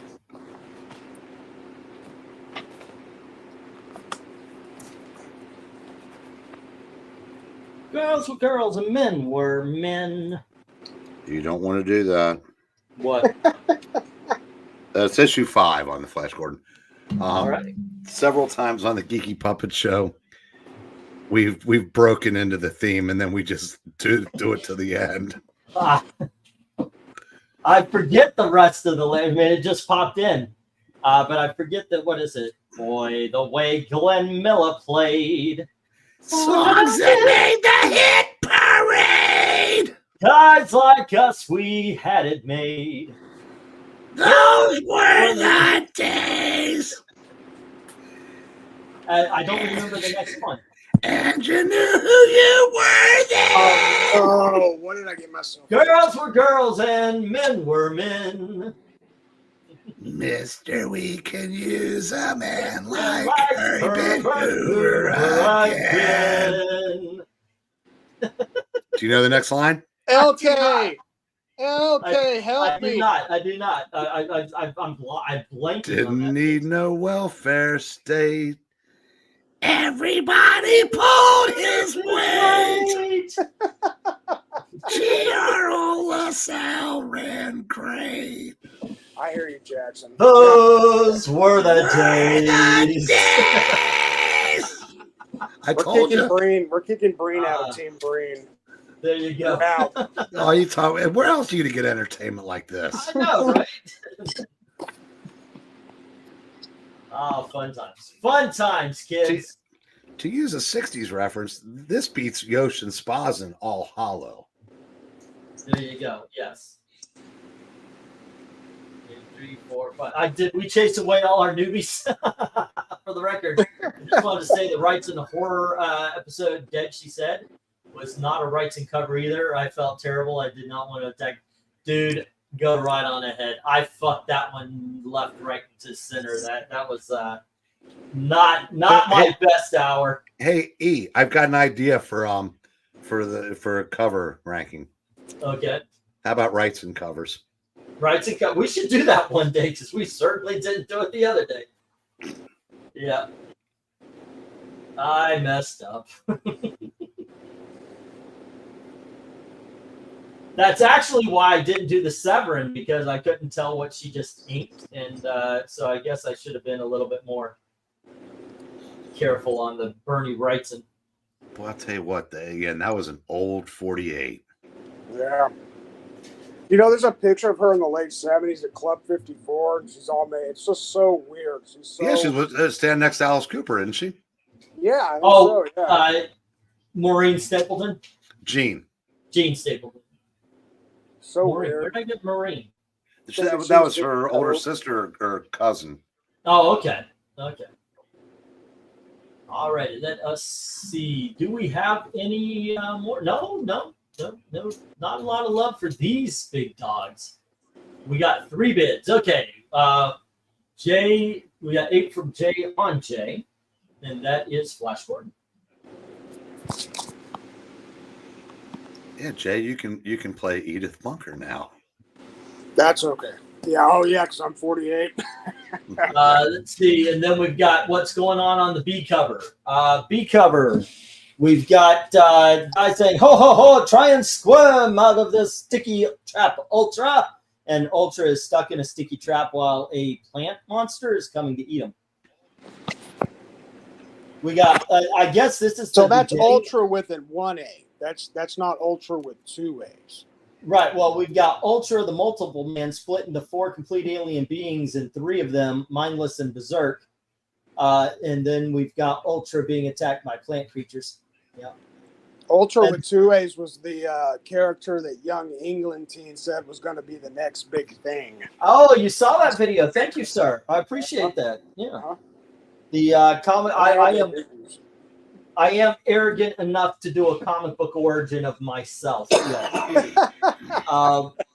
And then let's see, the weirdest war in the universe and most startling ending you've ever read in Secret of the Sky God, which is 2 turtles battling each other. And then Ultra is back and beating up a snake dinosaur. But at least we got a book with Eclipso in it. I'll tell you what, something I was going to do, but I haven't. Clear the board, 25% off.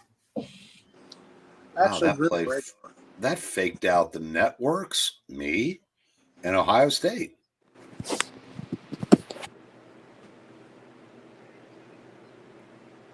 Jim Lee covers wouldn't be the worst idea ever. Rhaegar's got a point. What? Jim Lee covers tier list. That'd be kind of cool. Yeah, I can do that. All right. 8 on J, and then we had Jim saying 10 on F and G. All right. So Ohio State has taken 2 5-point leads, and they can't stop Oregon. And both times they've elected to kick the extra point to go up 6 and not try the 2. I think it's interesting because Oregon's about to take the lead again. Are they moving it? They're moving. Well, yeah, they had a 4th and 1, and I said they faked it up the middle, and everybody bought it and just turned into like a 35-yard completion. And now they've got 1st and goal. Yeah. Again, I don't know why Ohio State was favored in this game. Because they're Ohio State.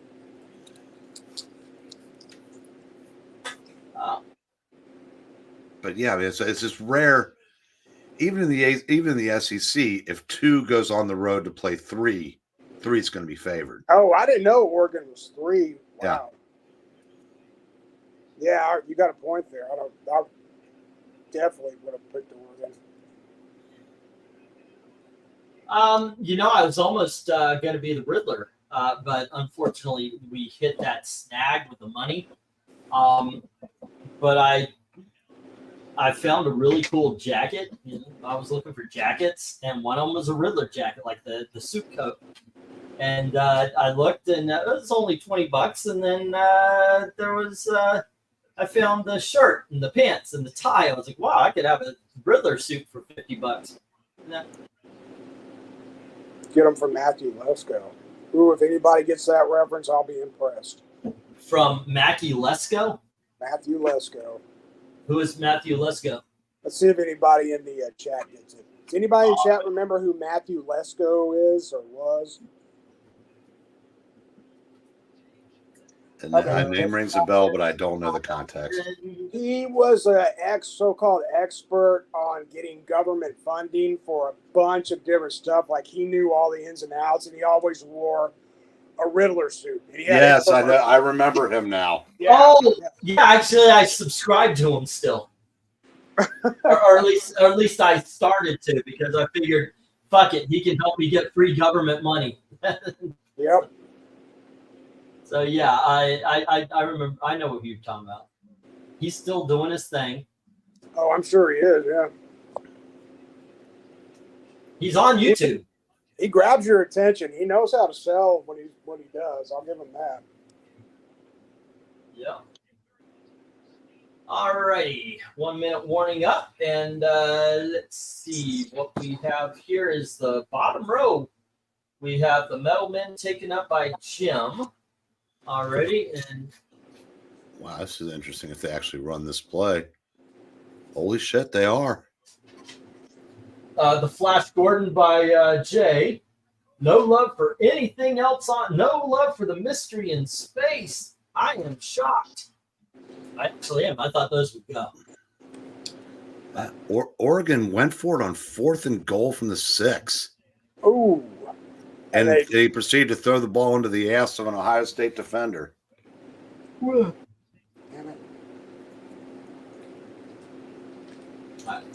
You see, I can find these games on YouTube, and this one is actually proving to be a little tough. The games? What games? Oh, football games. Yeah, you can get bootleg games on YouTube real easily. Did you cut the cord on everything? What do you mean? I mean, like this game is on NBC. Do you not have regular television at this point? Or? No, I have YouTube TV, but it's under a different account. So if I go on that, it's going to screw up this.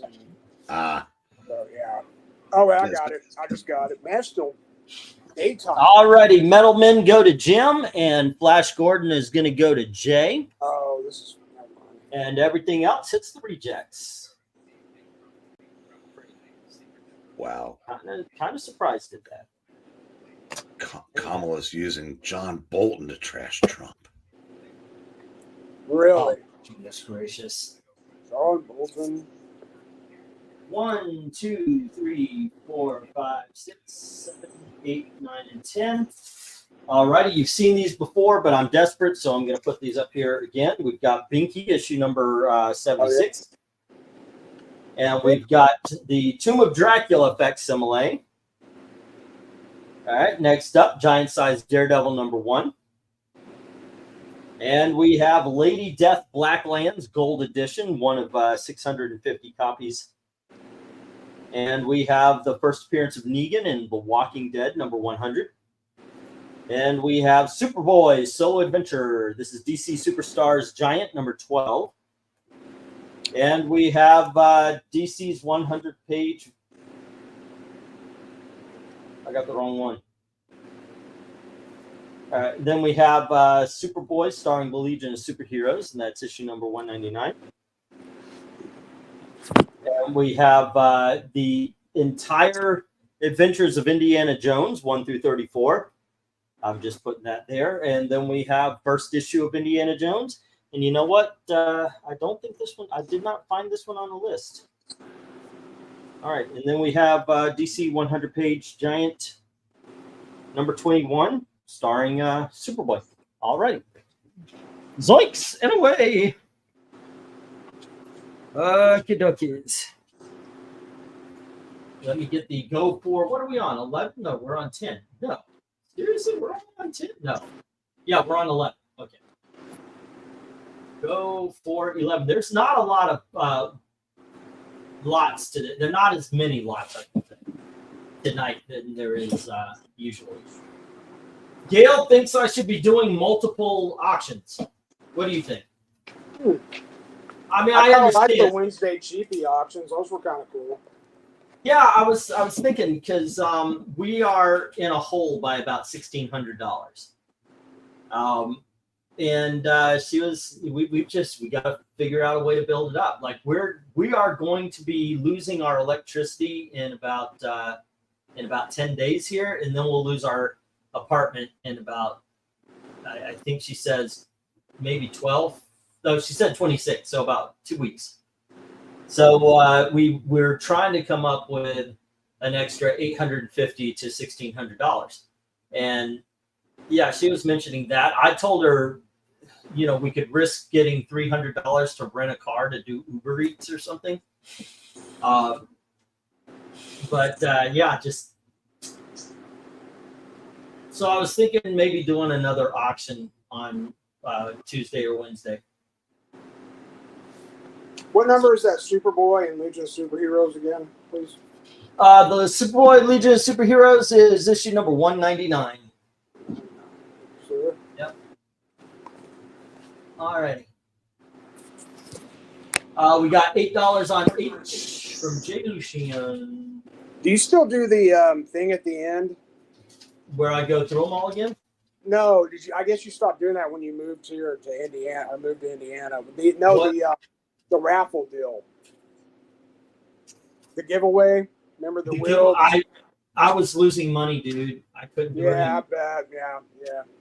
It wasn't driving sales, so it was really just okay. Well, that cost me, because sometimes I would pay like $8, thinking, okay, if it gets people to buy a little bit more, but there was no evidence that the contest or the spinning was driving any sales.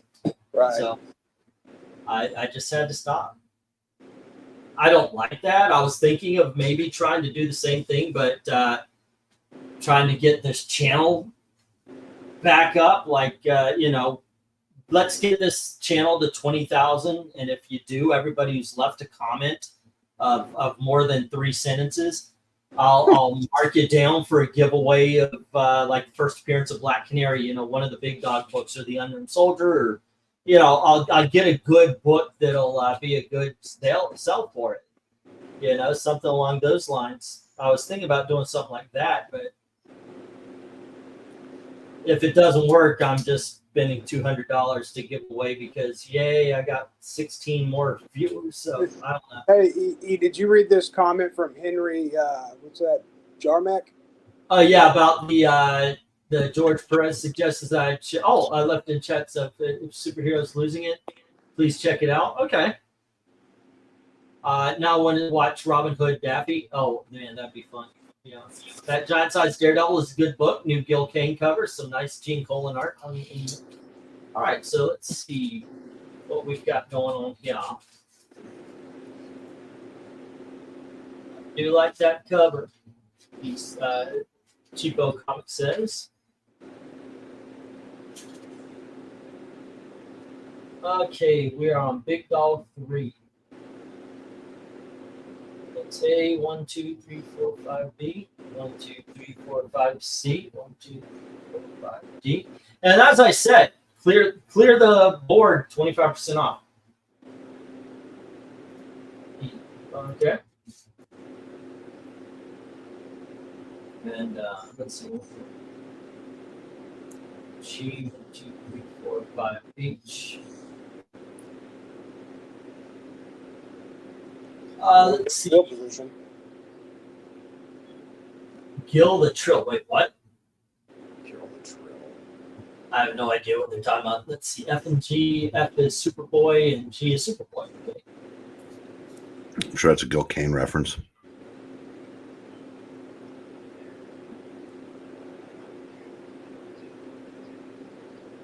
Okay. And that was 8. That's Jim with 8. And then we've got this boy with G.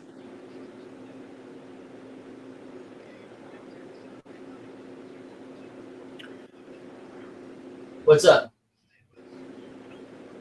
What? Oh, so I sound like somebody was about to say something. And then H was the Legion to J. All right. Well, I was going to say I came back in and looked at the board, and for a second I thought I'd started drinking again. Why? Oh, because of the doubles. Is that an Indiana Jones or Byrne? Yes, it is. It is John Byrne. And the $75 one is actually issues 1 through 34 of Further Adventures of Indiana Jones. And then the $10 one is just the #1 cover. All right. No love for anything on the top row yet. And we have Jim with DC Superstars and Superboy, and Jay with Superboy and Legion of Superheroes. Let me get the 1-minute warning and see if we get any more today. Yeah. Moving right along. Boop-a-doo, boop-a-doo. Let's see. Austin, Jim, and Windsor. So what's going on in the world of comics, ladies and gentlemen? Every Saturday I feel like I'm a little bit out of touch. Well, Absolute Batman seems to be a bit of a hit. Okay. Couple of people have said, "Oh, it's got woke stuff." It doesn't. And it doesn't read like a Scott Snyder book, which is good. I said until Oh, go ahead. I'm sorry. no, I said, unless we find out that Alfred comes from that the government entity he works for goes back 6 million years to cave painting, we should be safe. Space Ghost was absolutely wonderful this week. Cool. Is it usual? I kind of want to read that. It's been anywhere from great to really great from 1 through 6. I think it's my favorite book. I think that's past. I'm not gonna say it's past Ultimate Spider-Man because I'm more invested in those characters for 50. They have been for 50 years. And you were pretty iffy on that because of the writer when it came out. I remember that. Oh yeah, well, because he's never done anything that wasn't mediocre. Right. Joe vouched for him, and that I guess that probably meant a little bit. I mean, some of his recommendations mean a lot, but when I know I think he's friends with Dave, so I need the Missouri treatment on that. Well, I've got them all too, but I've only read issue 1 because it's one of those books I want to binge read. So yeah, I'm looking forward to it. You can go ahead and read the other 5 now because it's probably, I said 5 ended a story arc, but it kind of it had like a, I don't know, like an addendum with issue 6, and it's great. And are you reading Johnny Quest? No, I'm not. That's another one that's really, really good. I was tempted to pick it up. Maybe I will. I'm really impressed, and I know I've said this on other streams, how some of these licensed properties from days gone by, be it those two, Dick Tracy, Flash Gordon, no woke in any of them. No. And I remember back about 8 years when there was a woke as fuck Shadow series. Yeah, Judge Dredd letting illegals cross the border, and then just stupid. There was a woke RoboCop, and it's almost like they've realized that people don't buy those, and if you're not the big two, you don't have the luxury of woke storytelling for if you're wanting to sell comics. Flash Gordon might be the most underrated title going right now, at least from the indies. It is so good. I would say, I said honestly, I think Space Ghost is better from page 1 to the last page, and I love Flash Gordon. Yeah, that's high marks there. The Defenders, Didio's Defenders. I haven't read issue 2 yet, but issue 1 was not very good. No, not because it was woke or anything. It wasn't anything like that. It just wasn't good. I think that might need some time to hit. Yeah, it might. But I'm going to stick with it because I'm kind of in that phase of being into those characters. Oh, the Rocket Team series. Which one are you talking about? Defenders of the Earth. Oh, okay. But you mentioned I read the first issue of that. Yeah, it's just, I mean, it wasn't great by any stretch, but I think it has potential to be good. And what was it? Shit, I lost train of thought. Those characters. And there's Oregon just took the lead again. I understand.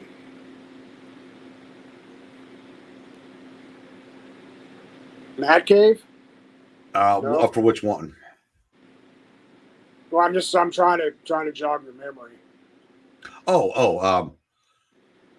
Maybe I wasn't thinking. Who knows? But those characters.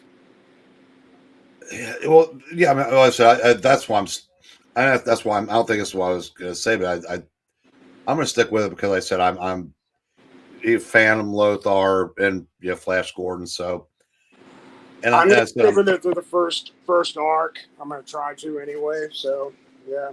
Okay, we have Dark Admiral with bid on the first appearance of Negan. That's Walking Dead 100.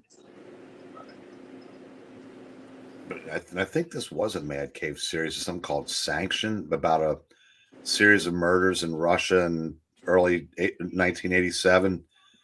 That series, I went into it hoping it would be good. It was excellent. All right, let me get these down in the next roundup. There we go. Let's see. I need to bring that sheet. There's a couple of sales on here. And we've got Jim getting the, where am I going? This is last one. Okay. Nope, I'm just looking at the wrong side. Jim has the Superboys. Jay has the Superboy and Legion. All at cover price. And then Dark Admiral with The Walking Dead. Everything else hits the floor. Indiana Jones. No love for Indiana Jones, but the Dark Horse. The Dark Horse all went first day. The Marvel has been here since. Alrighty. Now let me get these down, and we have not big dogs, but we got some trade paperbacks. Some you've seen. Actually, I think all of you've seen. No, some you haven't, because I went through my collection and decided what can I live with and without. So they're all going to the booth, and I figured I would let them have a stop here first. 6, 7, 8, 9, and 10. Now these first ones all begin at $5. Okay, you might see a blank sticker on it, like on Conan. It's going to have a $5 thing of just getting it ready for the booth. Here we go. We got Harbinger, Volume 1. And then we've got Iron Man 2020 by Walt Simonson and Bob Wiecek. And next up, we'we've got the Archie Comics presents the Archies and Other Stories, the origin of the band, Big Moose falling in love with Midge, and Jughead the Hunger, Dakin, Dark Wolverine Empire. Alrighty, and then we have Conan Songs of the Dead by Dark Horse Comics. Not Marvel, Dark Horse. Then we have Marvel's Eye on the Camera with Busiek and Stern. We have Sandman by Neil Gaiman. This is the kindly ones, and it has been autographed by my bird. That's why it's in the $5. All right. We have Wildcats Volume 1 with the comic in the back and everything. All righty. And Superwoman. It's Supergirl. Who is Superwoman? As a matter of fact. There you go. And then finally, we have Poe Dameron, and bidding begins at $5 each. Still, clear the board, 25% off. All right. Does that Harbinger have the comic with it? No, that is an open one. Okay. Okie dokies. Go for, I think we're on lot 12. I think the numbers here, when I say go for lot whatever, is becoming arbitrary because I have no clue. I forgot. I stopped numbering these things as I was writing them down. So, whoops. Today, I've been doing something new where I don't write down a book that isn't bid on, so the ones that are bid on stand out. That way, supposedly, I make less mistakes. Supposedly. No, maybe not really, but supposedly. Oh, wait, I haven't been paying attention. Did you see Vincent's comment? Which comment? Right under the stop about Logan's Run. Did you sell the 3 Logan's Run at $3 each? I did not, nor did I sell the issue number 2 at $5. So, yeah, because I had 2, 3, 4, and 5. Number 2 was for $5, and 3, 4, and 5 are at $3 each.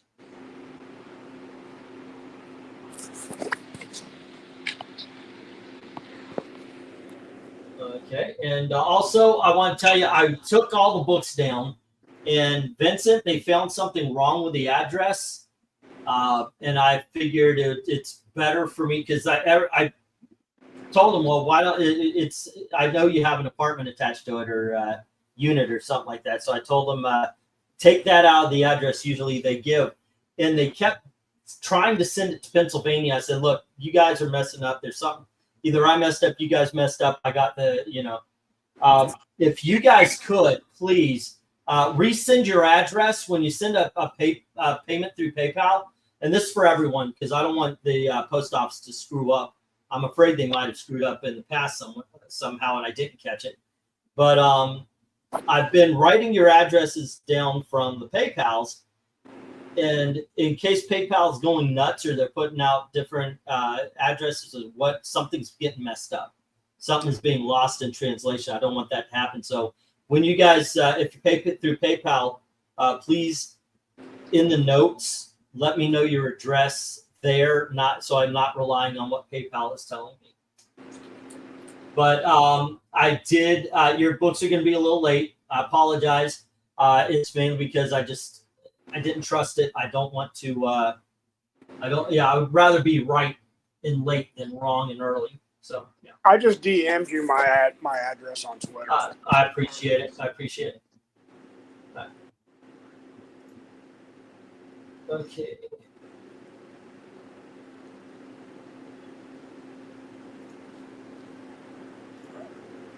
Alrighty, and that was also, and that is okay. Okay, let's see. Jay is I'm talking to myself just to have some sort of speech going on because y'all already killed that comic book talk. You know what? I've been reading Nightfall. I haven't read this thing like all the way through since it first came out 30 years ago. So good, good. It is. It's actually pretty decent. I thought I was going to kind of be like, okay, let's get through this, because I didn't like what's his name the first time. What is his name?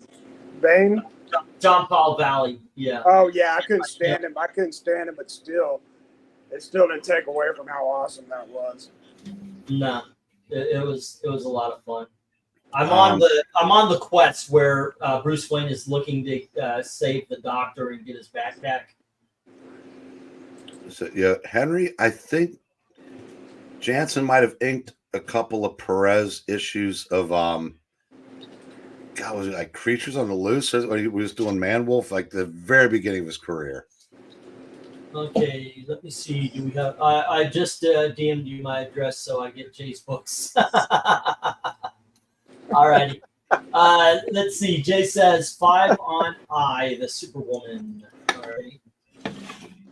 And Vincent says 5 on G, and we'll claim the Logan's runs. All right. Okay. Sounds good.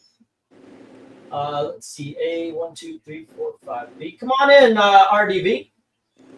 2, 3, 4, 5. B. All right. What else is going on? I'll check them out. RDV. Okay. Let's see. Logan's Run. The only time that Claus Jansen inked George Perez, I think. Nice artwork. You know, I've never been that guy. Like, I know a lot about comics, but I've never been that guy to be able to go, that art is this guy's. I mean, there's a few I can do because they're very stylized, but yeah, never. Bernie Wrightson not being one of them. Oh, I don't know Bernie Wrightson art, apparently. Yeah. Can't see through the fakeries. All right, we got Jay Lucien with I, which is Superwoman. Supergirl, Superwoman. And then it was Vincent with the Sandman. Oh, Vincent, I don't know if you came here late. I'm not trying to talk you out of, or talk me out of the sale, but I do have to point out, because I did point it out when I first put it up there. The reason why this is $5 and not higher is it was autographed by Pistachio. I got to it a little bit late, so make sure that you're okay with that. I want to make sure everybody's okay with that before. Yeah. All right. Okie dokies. Yeah. Let's see. Sandman. And if you want to cancel that bid, I understand, but I just want to make sure you have all the information. All righty. Let's see, these last 2 live shows we're checking out. Here we are, animal lovers. Actually, I found that out a little bit. We had a stray cat come up and threw it a little bit of meat and everything, and Gail straight up bought it some food today. And she keeps trying to come in, but I told her the birds first. You know, we got to protect the bird, so that's why I can't have cats in the house. All right, let's get the 1 minute warning. 1 minute. I would warn you away from live streams, Cheapo. If you do mostly videos, live streams can tank your channel unless you're taking them apart and putting them up as 30 minutes. You need something else. You definitely need something to be hammering into them all the time. Don't just do live streams. Let's see. What are we talking about? It's with the Man Wolf. Eric, that's right. Thanks for the info. Okay. The Jansen inking Perez. Gotcha. Alrighty.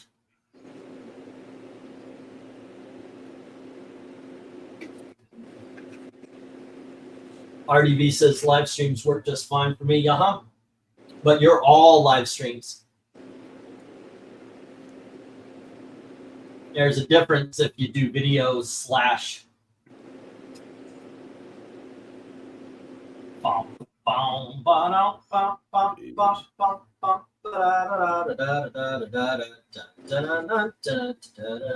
Okay, and we got the stop. Not a lot of love on the trades here. Supergirl to Jay And Vince has the Sandman. All right. Oh, you did say Supergirl for me, correct? Yes. Okay. Yep. And everything else is going to the booth. Bye-bye. Bye-bye. If I need a $5 something or other, they'll probably be back. I'm trying to win these collections, but it's getting rough out there. Like, I bid $125 on a big batch of those Treasury editions. And when I went to it today, it was already over 160. So I was like, well, yeah, that's a little bit too rich today. 1, 2, 3, 4, 5, 6, 7, 8, 9, and 10. Okay. Hey, careful, E. There was a cat that kept showing up at my house 4 years ago. Everyone in my family was skeptical of it. Now it's a family cat. Looks 30 pounds larger.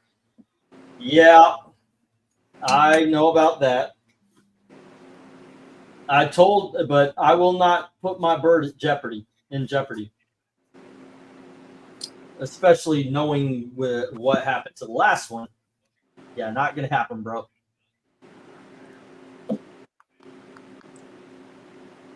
That I am a bit adamant on. Holy crap. Florida, Tennessee tied at 17. Yeah, this is actually turned into a pretty good little game here. Hey, Glenzer, if you win, can I get $50? Alrighty, let's see.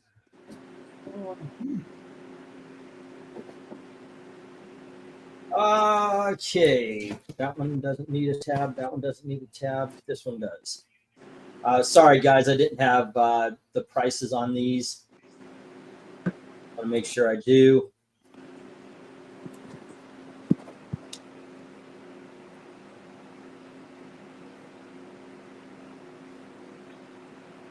And one more, and we'll get to you. All righty.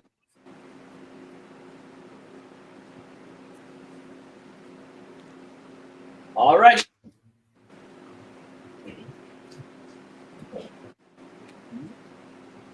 We've got Earth 2. This is Volume 1 from James Robinson and Nicholas Scott.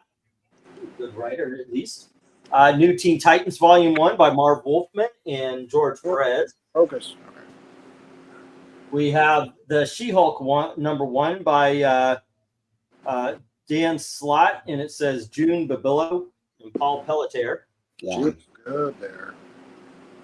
And then we have Savage Land. This is the original Savage Land trade paperback from the 1980s.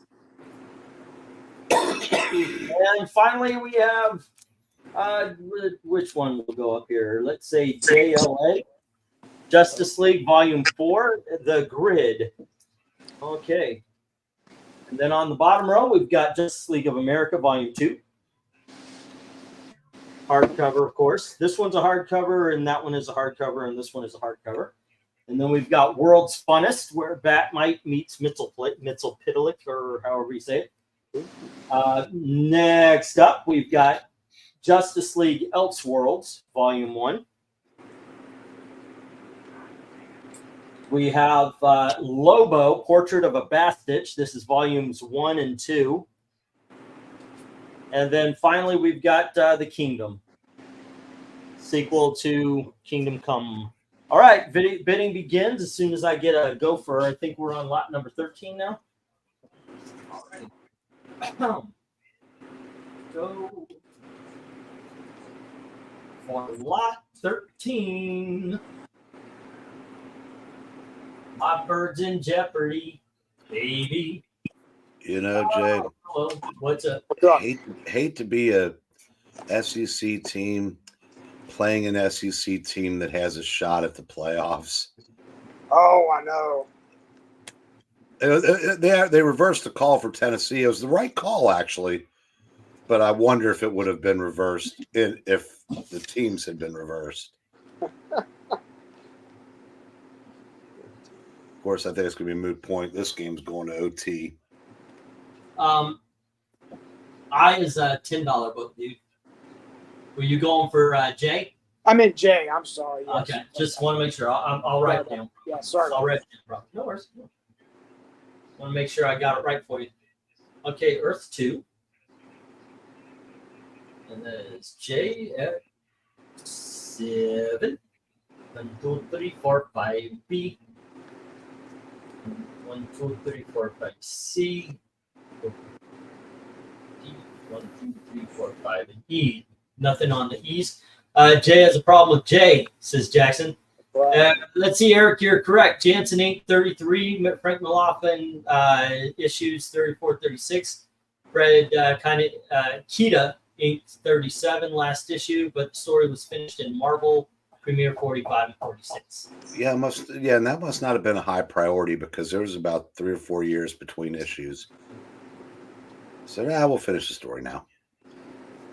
Okay. 1, 2, 3, 4, 5. G, 1, 2, 3, 4, 5. H. Thank you for doing that research, Henry.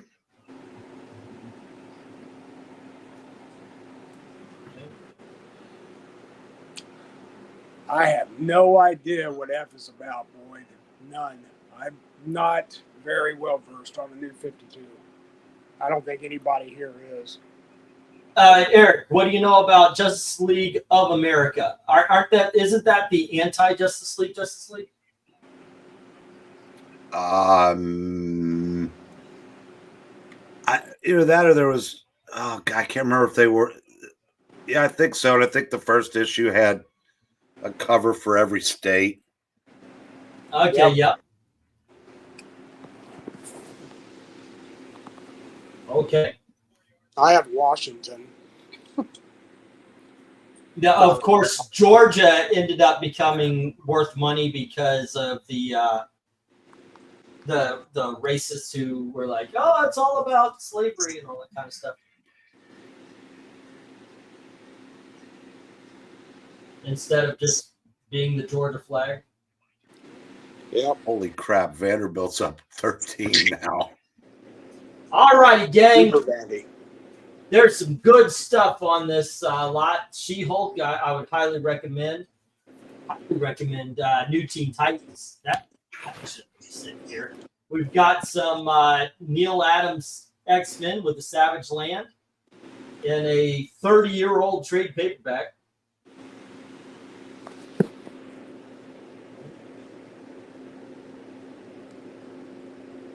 And this is one of the things where it's like, hey, that's old. It's worth money.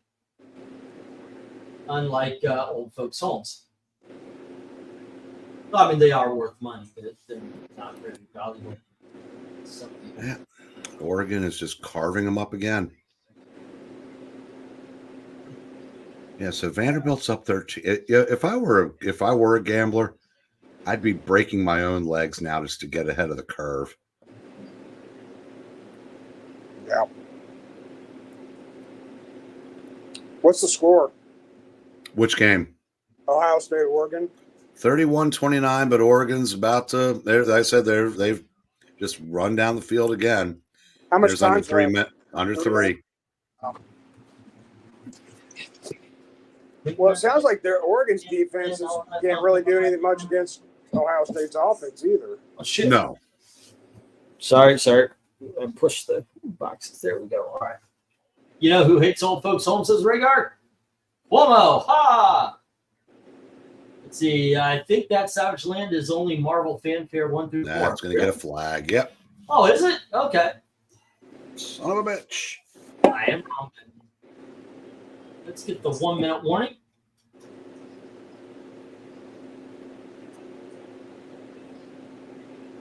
Midnight Train. Remember, clear the board and 25% off. Yeah, I think if I were Ohio State now, I would just let them score. Yep. Might as well.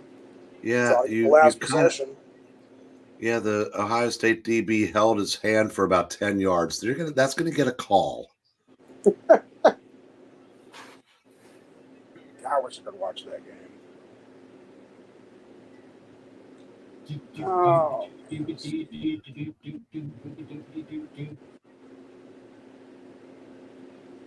Okay, how precarious is gambling money? In September, I made 2,200 and I lost about 2,000. I won't quit my day job.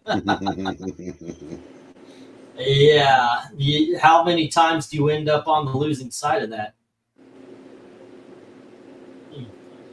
All right, and I'm gonna get the stop here. We've got 2 bids, or I'm sorry, more than 2 bids. We've got actually all J. It's all J. Yep, 3. Does that count as clearing the board? Since No. it's just me? Damn. If you want to buy 7 more, then yeah, that would be. All right. Jay's got the world's funnest, the Kingdom, and Earth 2. All right. Let me get these down, and we'll get the next round up. I don't know if that's a 2s or what's going on. What do I have next? I have no idea. I was trying to put things in back and boards, just realized I was out of time. I think we're back to the dollar books now, as a matter of fact. I know I don't have as many lots today. I think I will be doing a midweek auction. 2.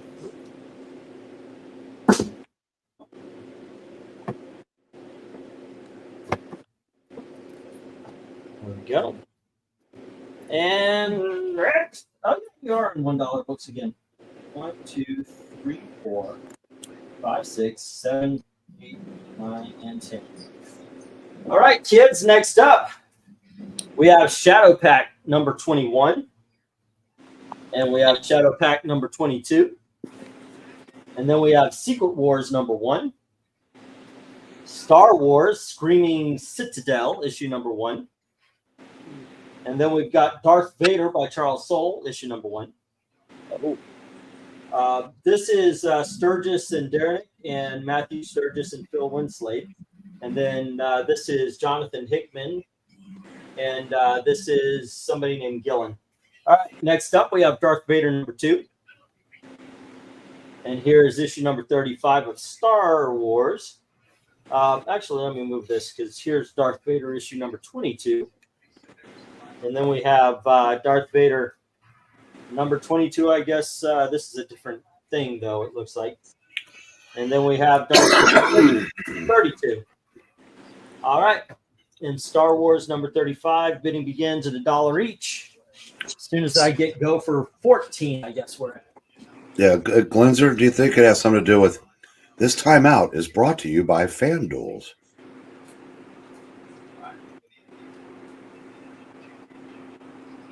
And E, how dare you dead name Matthew Sturgis? Who? The dude that wrote Shadow Pact went the Mags route. Did you mean to say stop? I don't think you meant to say stop there. Yeah, I did. I wrote it and I didn't send it. So okay. Gotcha. And yeah, I can't even begin to give a shit about dead naming and all that kind of crap. Let him go, you idiots! You're going to be losing either way. So yeah, by all means, take more time off the clock. God, Ryan Day's an idiot. I know it's hard to tell people to let somebody score, but when that literally is the only way you're going to win.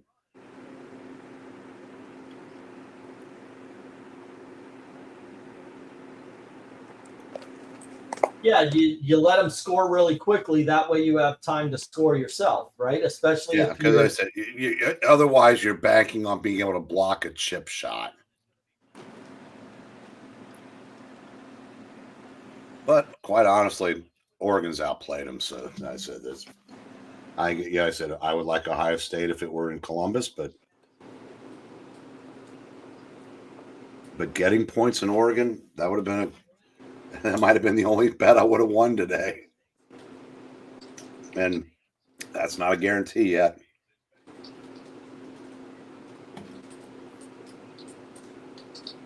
And then we have Jim saying $1 on the Shadow Pact. All right. By the way, great series. Yep. Now they're going to hit the chip shot. Well, at least there's still a minute and a half to go, but so that now a field goal will win it. But good for I guess they did the right thing. If they can move the ball down and yeah, now unless Oregon does something completely gunslinger, which they won't. Yeah, Ohio State will have one timeout, about a minute and a half to get in the field goal range. So I take all the things back I just said about Ryan Day. Yeah. Hey, Dan, what's up? He's saying great lot for modern Star Wars fans. Marvel did do Star Wars well for a while. Go figure. And then they kind of gave up on doing it well.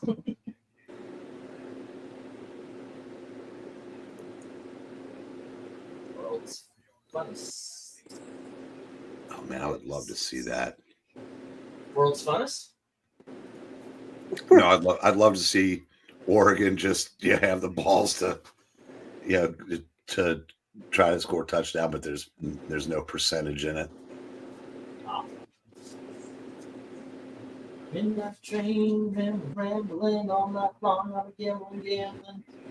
All right, well, actually, they got 1 minute and 47 seconds to get into field goal range. My prediction: third play, interception. It always ends up that way, doesn't it? Not always, but yeah.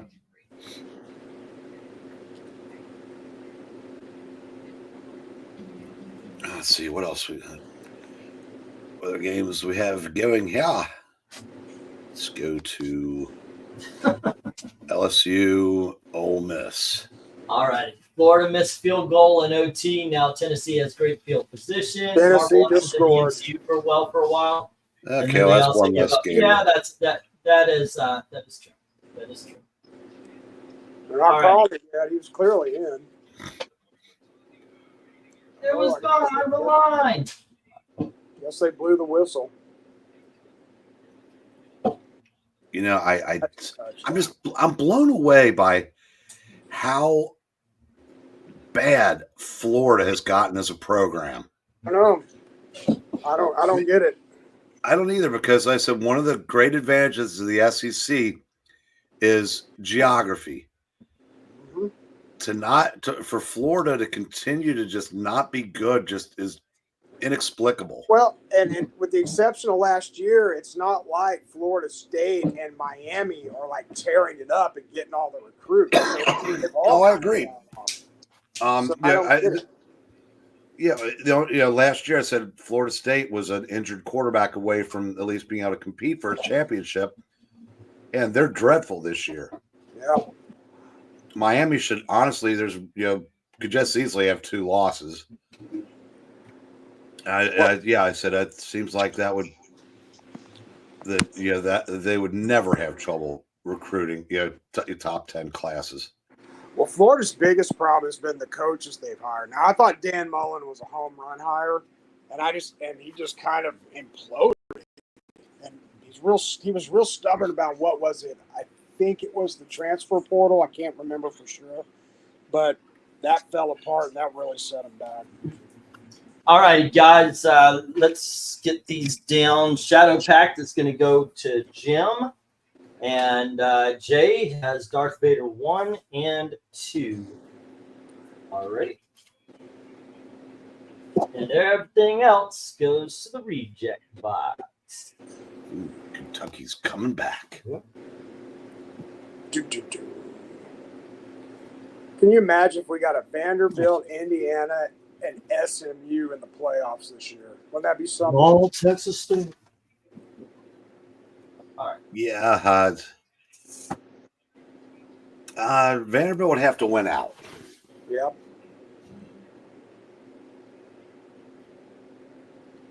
That they would. Midnight train, rambling all night long. All right, kids. Next up, we have X Factor. Do I even have these in order? No, I don't. 70.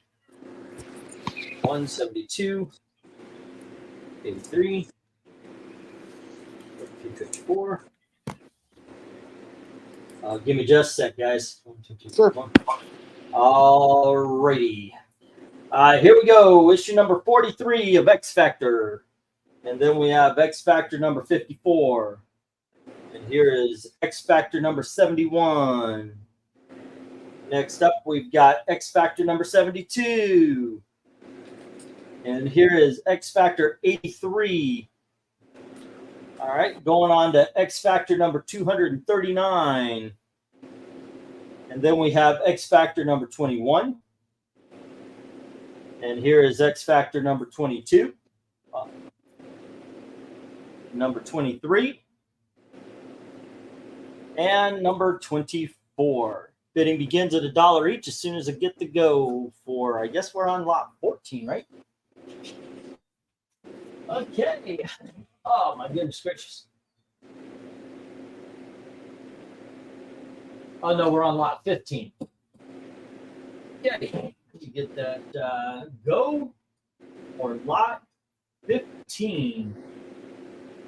Okie doke. Let's see if anybody likes some good Peter David writing.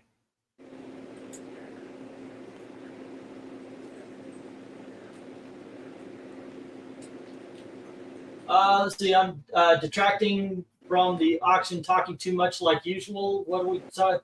State lottery. Nobody's talking up here. It's okay. We're talking sports up here. I'm writing stuff down as we go. Yeah. What you gonna do? We are who we are. If Ohio State doesn't score, let's see. Jay Lucian said, "Do you like Notre Dame?" There we go. Midnight Train, rambling. We're actually making some really good time.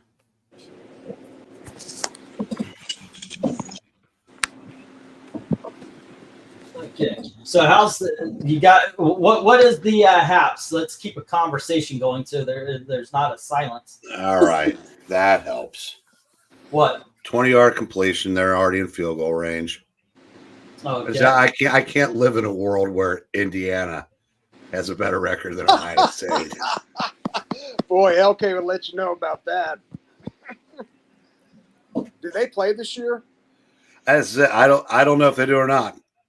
I'll look that up. Let's see. Henry, for the most part, I can, but I'm pretty sure there's some stuff out there I wouldn't be able to identify. I've just never been that dude, you know. But yeah, I've been looking at it quite a lot. So for the most part, I'm not say I would be 100%, but yeah. Especially, you know, reading the Titans for as long as I have, and yeah, I'd probably take on a George Perez challenge. November 23rd. Columbus or oh, like it matters. It might this year. Yeah. It's sorry, okay, it's in Ohio. Ooh. All right, get out of it. Oh, what the hell? Okay, what's this? It's flags, but I didn't see anybody doing anything. And it looks like it's on Ohio State, so field goals got a little tougher. Yep, son of a buck. Oh, offensive pass interference. Cleanser's very, very into this game. I didn't know he was a big Oregon fan. Apparently he is. Everybody likes their organs.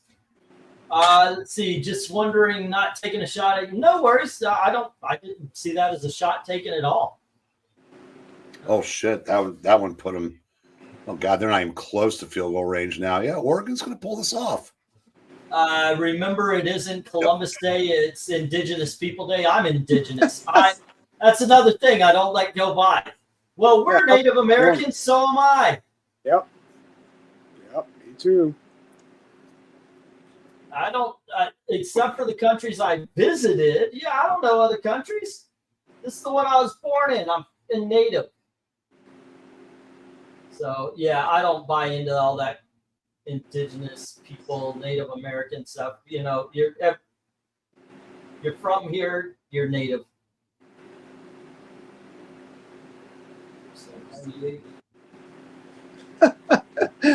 Boyd says he's a colonizer.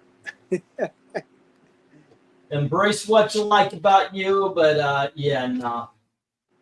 And besides, colonizing not a bad thing. No, it's done more good for the world than not. So, all right. And by the way, the indigenous peoples all over the world, the ones in Australia, the ones here, they were colonizers too. A lot of them were. A lot of the tribes were. So that's not a white thing. That's not a European thing. That's a human thing. Yep. Leave it. The only people that have ever colonized are white Europeans and Jews. I learned that in college. Well, according to black people, since now they're taking credit for everything, that they actually colonized Europe way back when.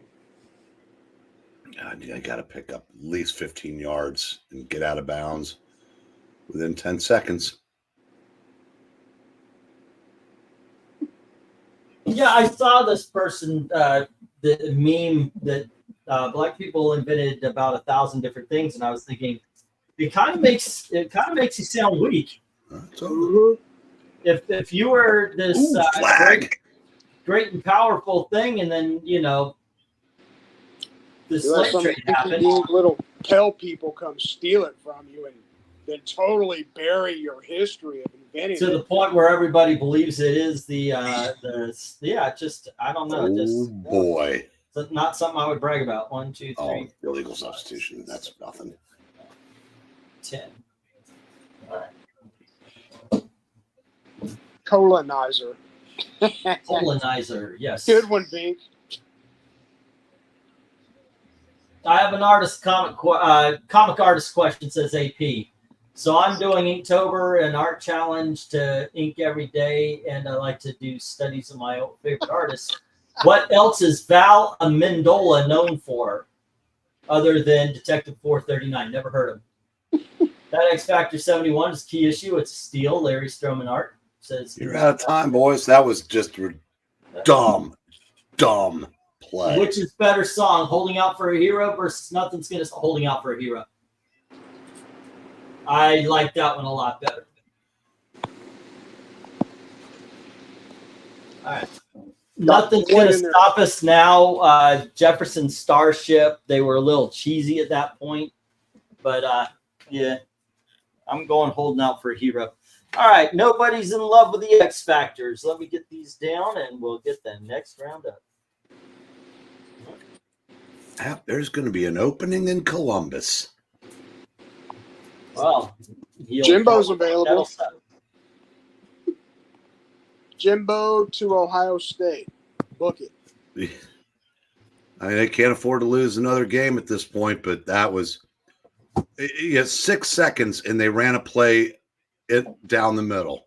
All righty, gang. Next up, we have Guardians of the Galaxy number 20. Is definitely his reader copy. All right, then we have issue number 21. And we have Guardians of the Galaxy number 23. And here is issue number 28. And Guardians of the Galaxy number 34.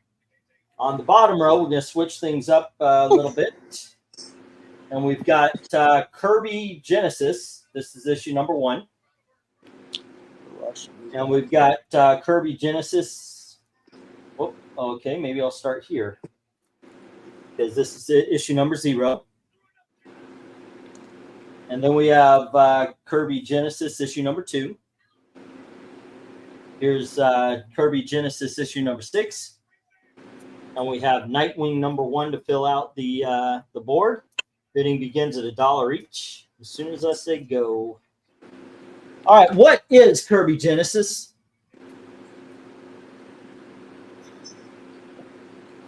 All righty, I guess the game is at a point. It's at an intense point.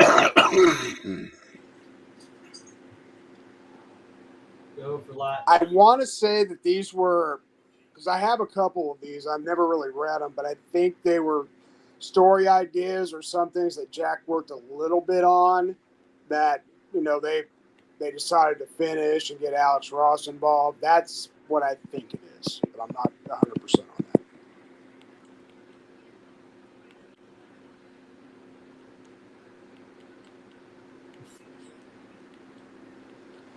The silence is deafening.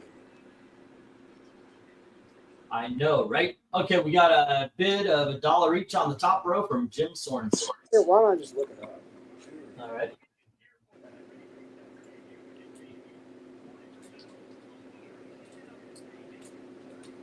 Yep.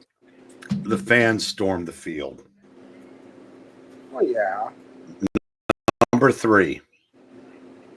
A team that's been to they've been to the playoffs when they're a perennial power, and they stormed the field. It's become more of a fun thing for drunk students to do than making a point about a big win. That's okay. Here it is. The Kirby event of the new millennium begins here. Brought to you by the best-selling and award-winning creators of Marvel, of the Marvels. The Pioneer 10 Space Pro. Okay, well, that's just the story of it. I don't know the backstory. Never mind. Well, what year does it come out? 2011. Okay, so this is actually before the bad shit. Yeah, this is a couple years before all that silliness. Yeah, when we talk about Marvel, we have to point that out because... Well, this is Dynamite, but they got all the people that worked on Marvels. They got Busiek, Alex Ross, Jackson Herbert. All righty. Well, there you go. Now Dan Alvin knows. Let's see. Why'd you say never mind? Oh, about getting the story there. Let me look it up. I'll read it off. No worries. Kirby Genesis. Kirby Genesis. MK America wins the WNBA Finals. Genesis, an American comic book limited series, May 25th to July 11th, 2012. Dynamite Entertainment, based on Jack Kirby's work for Pacific Comics in the 1980s, and the Kirbyverse by Topps. All right. Yeah, that's right. Vincent did bid. He put bids on the other Star Wars books after me in the previous. I did not see that. Yeah. Yeah, I totally missed it. Vincent, was it just the bottom row? I think that was. Yeah, that was all the Star Wars books there was. Okay. Yeah, okay. Let me get his page here, and I'll get those. Star Wars, nothing but Star Wars. Near and the far wars coming for you. All right, let's see what we got. Yeah, where's Vincent's page? Yes, G through J. Vincent bid on the previous lot. Oh, at this point, that won't help very much. Let's see. God dang. There we go. Okay, I got his page. I'll write those down. I have no idea what you're talking about, Rhaegar. There hasn't been a Star Wars movie since 1983. And Jay, I know you answered this question, but MK, why in the fuck would you think I would have any idea who's playing in the WNBA Finals? Is that going on? I didn't watch a minute of Caitlin Clark. I did, because that was some funny shit. Them beating her up wasn't funny, but yeah. I mean, I didn't care before.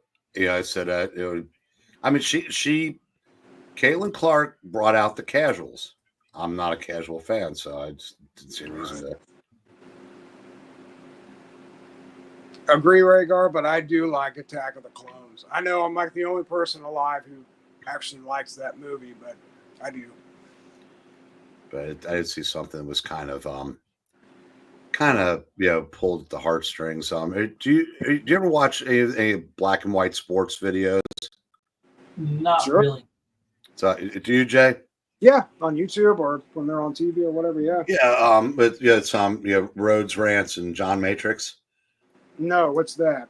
Well, it's they've got the second biggest sports YouTube channel. Well, probably third behind Barstool and Outkick. Mhm. They have about 300,000 subscribers. I mean, I did some live streams with Rhodes when he was, before he got big. But his wife, has cancer, and I think it's terminal. And he was talking about how they made her last days more, watching Caitlin Clark, that brought her joy. And I thought that. Black and White Sports, the channel. Duh. Yes. I'm sorry, man. I was actually thinking like Black and White Video. I'm sorry. Yes. Yeah, I watch them quite a bit. I'm subscribed to them. Yeah. Sorry, man. Yeah, I said, So which one? So the black guy's wife is Road, the white one. white one. Okay. Yeah, because he hadn't been on there very much anymore. Yeah. So. Now I know why. Yeah. I mean, I knew she was sick, but I didn't know how sick. Yeah, that's unfortunate. Yeah, because I said, I mean, I like him a lot. And, even after he got big, if I'd, go on to one of his streams and leave a comment, he would always stop and, hey, how's it going? We still got to do that wrestling stream. Oh, that's cool. I doubt that'll ever happen now. Because like I said, they are big time now. Well, if it ever does happen, let us know on Sports Ball. I'd like to watch that. Oh, I said, yeah. And if nothing else, it'll be a while because, like I said, unfortunately, I said it's going through a personal tragedy. That's his. I want to say those guys are out. They're here in Dallas, right? They're down in Texas. Yeah. Yeah.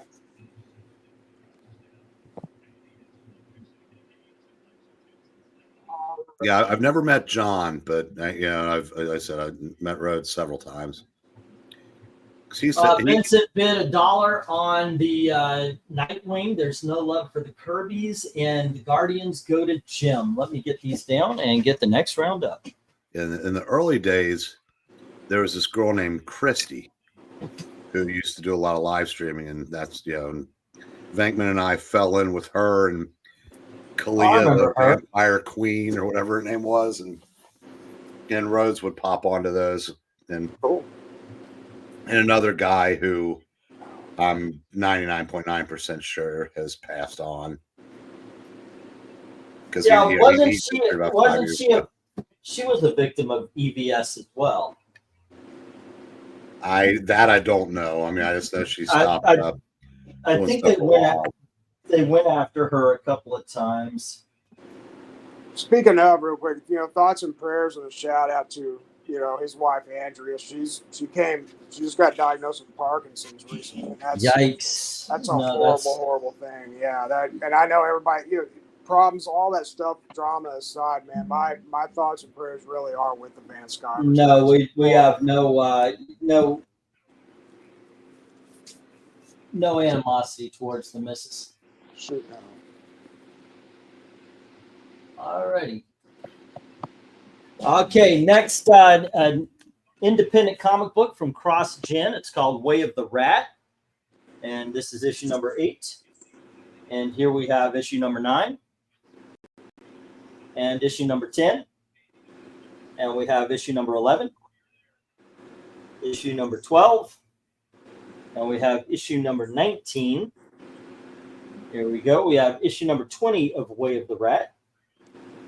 And issue number 21. Here's issue number 22. And issue number 23. All right, bidding begins at $1 each as soon as I get that go. All right. And I will be right back. Okie dokies. What the heck lot am I on right now? Totally forgot. 17? Am I on 17? I guess why not? Who was this Dixon writing? Let me check. Alrighty, those are connected covers. Pretty cool. Oh, look at that. Yeah. 8, 9, 10, 11, and 12. That is really cool. We have Chuck Dixon, Chuck Dixon, Chuck Dixon, Chuck Dixon, Chuck Dixon. I can assume maybe. Yeah. 8 is Chuck Dixon. So yeah, I'm going to assume it goes all the way. Yeah, I don't think anybody changed creative teams on a cross-gen book. All right. I think that was kind of the thing. All righty. So yeah, Dan is making a good point. 1, 2, 3, 4, 5, 8 through 12 is really, that should be sold as a set. So here's the thing. I said before, if you take the whole lot, you get 25% off. So if you take the whole board, it's $7.50 instead of 10.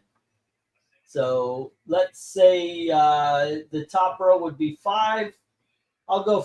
You take just the top row where it's you get consecutive issues of story, plus that awesome connected cover, and it'll be instead of $5, $4. All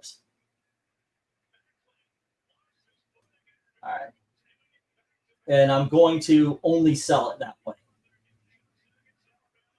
The bottom row up for bid, but it looks like nobody's interested anyway. Those should be really good Dixon rocks. I've been reading his 90s Punisher and Batman every day lately, says Dan Alvin. Yeah, it's good to go back and revisit the Punisher. Do I have any on the auction? That's the big question. I don't know if I do. One Slick says, I'll take the board. All right. I'll put that down for you, One Slick. OSD, and that is that was Way of the Rat.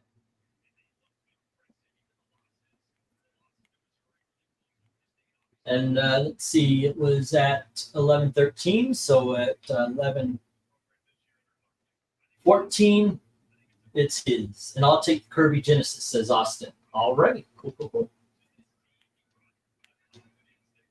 Okay, let's see. Austin, where's your page? There we go. I bought some Way of the Rat issues from an earlier auction. They are good stuff, says Trusty. Oh, cool. Good. Thank you. I'm glad you like them. And thank you for the talking up. We've got a bid from Austin on the Kirby's. Kirby Genesis. I do believe that was 4 issues. All righty. And so what's my commission for pointing out they're connected? Yeah, right. Thank you, though. And let me get these down. Is it's more of a claim. I guess I'll treat it like that. If you claim the board, I'll do the normal, give it 1 minute for somebody to challenge you. If there is no challenge, I'll just treat it like a claim. Who claimed the board? OSD. What's up, Slick? Oh, is it? I thought it was skipped. I thought we agreed on that. Oh, I didn't hear it. I haven't been around lately, so. Okay, so we've got 8, 9, 10, 11, 12, 19, 20, 21, 22, and 23. I got your message. I'm sorry I didn't respond to it to tell you that I got it, but there you go, One Slick. If you need those numbers again, I'll try to remember them. Because I'm going to put this down as Way of the Rat lot. Okay, 750. Alrighty. Next. 1, 2, 3, 4, 5, 6, 7, 8, 9, 10. We got 10 books here. Alrighty, the 2 that are marked as priced. They're priced as marked. Alrighty. Let's see. We have Amazing Spider-Man number 581. And we have Amazing Spider-Man number 604. Next up, we've got Green Lantern Corps number 1. And we've got Green Lantern Corps number 2. Now, that's Peter J. Tomasi. So they should be gone by the end of this lot. Then we've got Starfire number 1. We've got Resurrection Man number 1. Superboy number 1 from the New 52. We've got Retroactive Flash from 1970s. Whoa. Then we have Catwoman number 59. with that Adam Hughes. And then we've got the Human Fly #1 from 1977. I was 7 years old when that came out. Bidding begins as soon as I get the lot for, I guess we're on 18. Okay. Well, Vanderbilt just took the victory formation. Oh, Did they? Oh, they're red hot. Yeah, you would think, considering that they had canceled Spider-Man by that point. Yeah. I think they're playing games with us. No. Spider-Man 2. There are no dominant teams. I mean, the SEC just, they're either way better than everybody else or they're just average because there's just, I mean, Georgia. I've been trying to tell you this. I've been trying to tell you this for a year. It's watered down now. Well, it was last year too, but yeah. That doesn't mean they're not gonna, they won't win it all again this year. But True. Yeah, but like I said, I mean, I guess maybe right now Texas, but that's an import. Yeah, and they still have to get through Georgia, Vanderbilt, believe it or not, and A&M. So I'm not sold they're going to go undefeated. I know I said this after last week, but they will pound Vanderbilt. Kentucky's not good. I mean, I said, they choked away a chance to beat Alabama. They beat Ole Miss. $1 off. This a dollar lot. Except for the last two. Except for the last two, yes. So I don't know. Because I think it's just kind of like a foregone conclusion that they would get 4 or 5 teams into the 12. They're not looking like a league that deserves more than 2. Yeah, I agree. But this time next month, we could be singing a completely different tune about that. So I don't. Why? All the games are internal now. Yeah. So wait a second. Jay is worse than I am then. Jay skipped on the skipping of one skip dude. That's true. I just skipped one skip dude. Yeah. I didn't even know about it. You flat out skipped the whole skipping. That's worse. I did. Because you have to say skipping twice to get there. Skippy, skip, yeah. Exactly. And so yeah, I'm gonna stick by that story. Well, I'm back in the fold now. There will be no more having to get up at 4:30 a.m. I had to step down from my job. It was too much. What were you doing? Well, I was working at Walmart, and I went in there.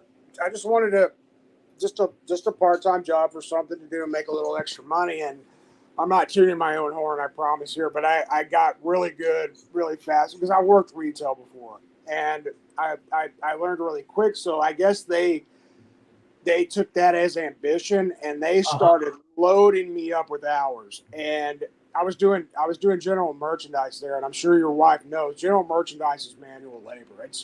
We're the ones who would go in and change up the areas, change up the metal shelves, and all that stuff. And and you guys have those ladders to walk up and down, and yeah. And I mean, I enjoyed the work, but man, when they started giving me full time, it killed my back.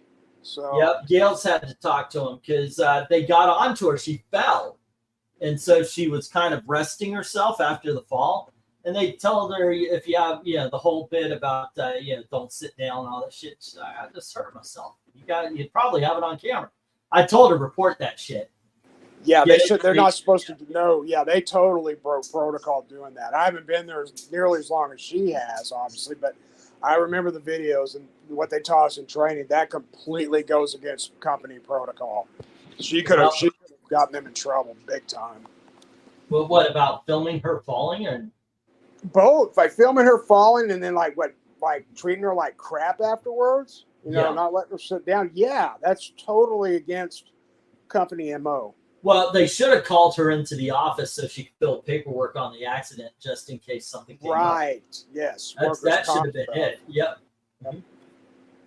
That's how And I they would should handle it. and they should have asked her if she needed to go home. I mean, they Yep. you know, or if they maybe call an ambulance. They should have covered the bases. Absolutely. When I was managing at Twister, we had somebody injured come on, go on, sit in the office, and then you go through the whole thing, and you get medical to come in and talk to them, and they will say, "Do you want to go to the hospital?" And they'll ask 3 times. They'll get you to sign a waiver.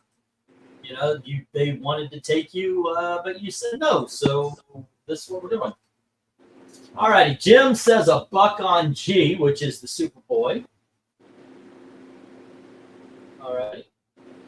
And let's see. We have a dollar on something different. On E from Austin. That's the Starfire. And I think that's just about it as far as this one is concerned.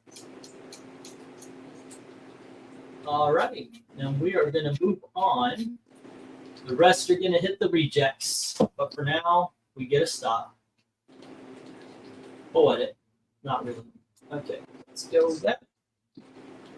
And it's Superboy and Starfire.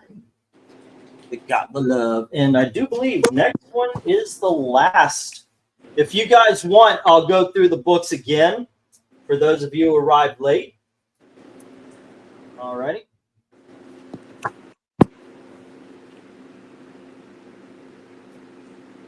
And let's see.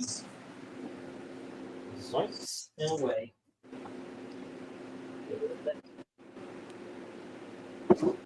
And Superboy and Starfire go into the big box. And the last lot of the night, forgot to take the stickers off the bags. Whoops. Let's see. Sorry, guys, I gotta get these in order. 3, 2, 13. Here's 9, so that goes.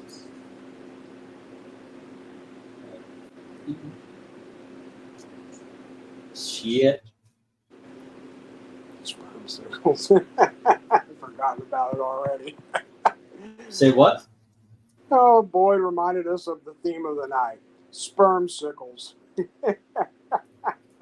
Sperm sickles. It sounds like something Eric would bring up. Yeah. Yeah. Okay, kids. We have Excalibur number 3. And we have Excalibur number 9. And here we have Excalibur number 13. Next up, we've got Excalibur number 17. And here is Excalibur number 18. Number 24.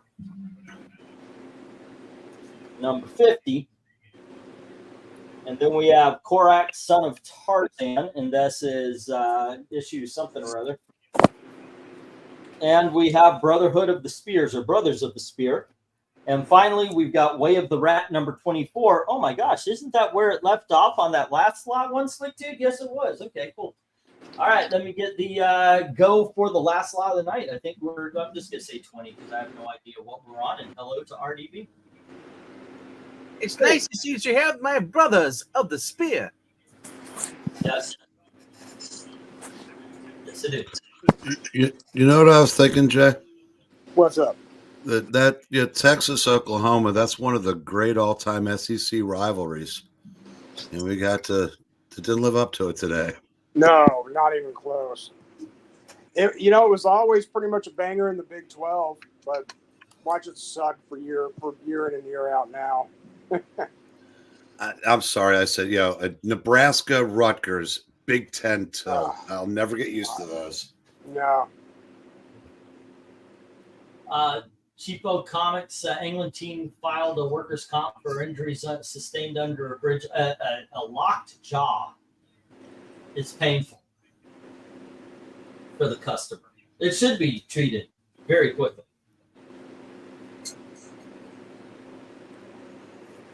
That might take a little bit. Yeah. Yes. What is Brothers of the Spear about? They're brothers, and they like to throw spears. Oh, well, that. Yeah, let's not say there's one brother who likes to throw a spear. Okay, we're not going to say that about both brothers. The other one likes to catch it. Oh. That's yeah. No. Yeah, no. The Hardley Boys. The Hardly Boys, yes. Superboy 52. I've got a raging. They're Ivory and Ebony, and they both like to kill people. Ebony and Ivory. Hey, Stevie Wonder. What's up, that? I can see. Yes, sir. What's up? Or maybe the McCartney part so you can see it. Read Rhaegar's comment under Cheapo Comics. Alrighty, Cheapo Comics has said, no. Lockjaw. Okay, what? No, $2 hold. $2 whole being sent for Astro City. Please hold on to the Rhaegar. Superman once juggled those brothers. That's true. That is true. Yeah. Yep. Uh-huh. All right. That is funny. That is funny. Because we know where that comes from. So if VENKMAN, I got the sweatshirts today. Mm-hmm. It don't say Fat Tire on it. It's the company that makes it. What? It's still cool, but yeah, still it's in. But yeah, It's not as cool as Adam Cole comeback, is it? oh, you came back tonight? Yep. Heel or face? Face. That's what I thought. Who do you interact with? He went after. Well, Daniel Bryan came out first, to help out Chicago, whatever it is, And then MGF came out and started beating up on Daniel, and then Adam Cole came out. Did Danielson keep his belt? I'm still watching it. I still got one more part to watch. Darby Allin won. Barely. Who is he fighting? Brody. Or whatever guy is it, the big guy from the one that goes Bruiser Brody. What's his name? I'm trying to think. It's not Brody King. Yeah, it's Brody King. I guess what's his name's out injured right now. The guy is in charge of the group. So Alistair Black I think so. or Malachi Black, whatever he is there. There's Malachi Black here. It was Alistair Black in WWE. So MJF came back tonight too, huh? Yep. Yeah, there was a lot of speculation that Shane would debut tonight. I haven't seen him yet though, but it looks like it's going to be Shelton Benjamin versus Swerve soon. But Shane is coming, right? Still don't know for sure. But That's speculation. Everybody's thinking they're just going to do that. We did have seen the Lashley show up pictures. tonight? Nope, not yet. Oh, what same guy is ass beat by Jay White or Switchblade Lead? Who'd he beat? Hangman Page. People were cheering for Jay. Yeah. So they're gonna make him a what MJF was, and For now, I mean, a heel face, kind of like in between. Because he even said An anti-hero? Yeah, pretty he even much. said it Wednesday night. He goes, Jim says a buck on the Excalibur is not yet bid on. Austin has 9 and 50, so that would be 3, 13, 17, 18. 15, 17, and 18. At this point, And also number 24. Alrighty, got you there, Jim. Thank you. at this point, if Shane does come back, I don't really want him to come and show up, is because to make all the WWE marks cry because Shane betrayed us. Now we hate him. We've always hated him. Those idiots. Ugh. Shane's not coming back. He was made a zombie in season 2. Oh, God. Actually, he's not the Punisher. He come back. With a vengeance, apparently. Yes. so You know what I'm waiting for? I'm waiting for Moon Knight season 2. If we ever do one. Did Cole get his music? It's all about the boom. Yeah. Yep. Cool. I mean, was Okay, he Dark mobile Apple, and- thank you very much, dude. What was that? All right. So is he like cleared to Just run around, hopping up and down, do stuff. He didn't get a chance to. One of those things where everybody does, where he runs in and the heel jumps out. Well, okay, so maybe he's fully healthy now. Finally, Yeah, and he ran down the ring to the ring, so I imagine he's probably healthy now. Hey, actually, if we can get somebody to bid on that Korak and the Brother of the Spear, we sell the whole lot. If only they were combined in one book. Have a good evening there, Chipo. Correct. Son of Tarzan versus the Brothers of the Spear.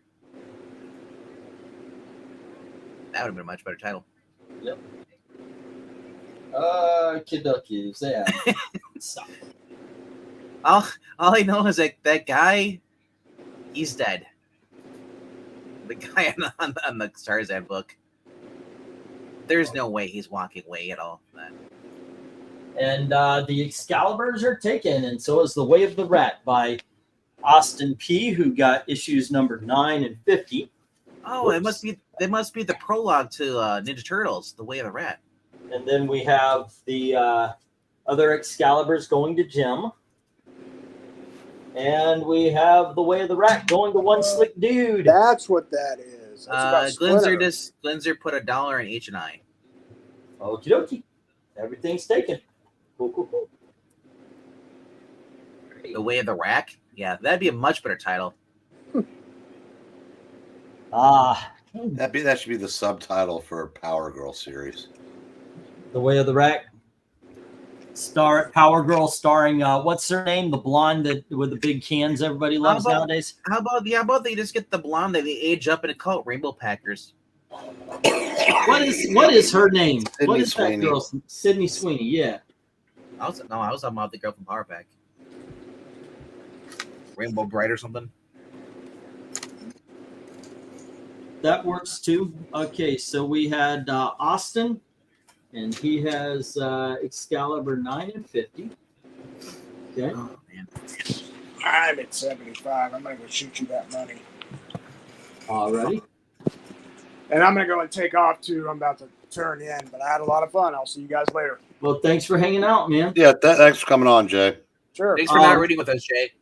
Austin had Bone number 3 for 4, Star Spangled Comics 140 for 10, Kirby Genesis 1 through 4, or the 4 issues we had for 4, Starfire number 1 for 1, Excalibur 9 and 10, 9 and 50 for 1, with a subtotal of 21. All right, and I do believe I sent you an envelope today. All right, Dark Adam had the Walking Dead first appearance of Negan at 10. And then Jay, who just stepped away, has Legion of Superheroes. These are $1 books. Legion of Superheroes 5, 15, 73, 103. JLA 10, 14, 22, 23, 25, 28, 30, 31. Batman, Superman number 1 for 2. Secret Origins 11 for 3. Batman 436 for 5. World's Finest 161 for 10. Superboy and the Legion of Superheroes for 8. Flash Gordon number 5 for 8. World's Funnest for 6. The Kingdom for 7. Earth 2 for 7. And Darth Vader number 1 and 2 for $1 each. Alrighty. And that was a subtotal of $58. Okie dokies. Also, if you've included shipping along with your address, say send them or hold. Just so I know and there's no confusion. Glenzer. Oh, I didn't do the math on this. 15 is 30, 48, 58, 63, 71, 79. All right. Okay, so Glenzer, Sergeant Rock 198 for 5. Our Fighting Forces, forgot the number for 5. GI Combat for 5. Sergeant Fury 12 for 15. Sergeant Rock 172 for 10. 178 for 8. 182 for 15. 219 for 8. And 272 for 8 with a subtotal of 79. For you, though, I think we're holding enough that it would be 20 if you want to ship. So it would be 99. Let's see. Vince has Sandman trade paperback for 5. Logan's Run 2, 3 for 5, and then 3, 4, 5 for 3. And then Star Wars 32, 32A, 22, and 35. And then Nightwing 1 for a subtotal of 24. Alrighty. And let's see. Jim. Legionnaires. Oh, these are dollar books. Legionnaires Annual 2, 21, 43, and 44. And then JLA 20 and 21. Supergirl 90, number 95 for 2. Metalman number 16 for 5. Iron Man 104 for 5. Superboy 127 for 5. Avengers Annual number 6. Or I'm sorry, number 9 for 8. Metalman 17 and 22 for 10 each. DC Superstars for 8. That's the Superboy, 100-page giant Superboy. Shadow Pack 21 and 22. These are dollar books again. Guardians 20, 21, 23, 28, 34. And then Superboy 52, number 1 for a subtotal of 104. Alrighty, and that'd probably be around 124 for the shipping. Maybe it wasn't. I thought it was Eric and Boyd. I'm sorry, Austin. It was Eric and Boyd. Astro City number 10 for $2 for Eric and Boyd. And then One Slick Dude had Way of the Rat at $7.50. If you want it shipped along, that would be $16.50, which is, unfortunately, I've got to up that for the holidays because they upped it on us. Alrighty.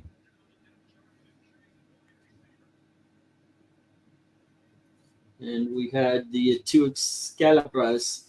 One for... did I include the one Excaliburs for Jim? No, I didn't. Sorry, Jim. This is going to take a little change here. Let's see. You had Excalibur. And it was 3, 9, 13, 17, and 18. And then you had Excalibur number 24. One of those you didn't have. Number 9 is not yours. Okay, so that's 1, 2, 3. Number 9! And that would be 109 is the new subtotal. And Austin had 9 and 50. I think I got it. Yeah. One Slick Dude says also had the Way of the Rat. Yeah, the last one. Number 25. Yep. So yeah, the last one. It's it would be $1, so it's $8.50. All right, $8.50 total. And yeah, no, I got Austin all together. So yeah, that should be everybody. And there we go. How else did I screw up? You send them.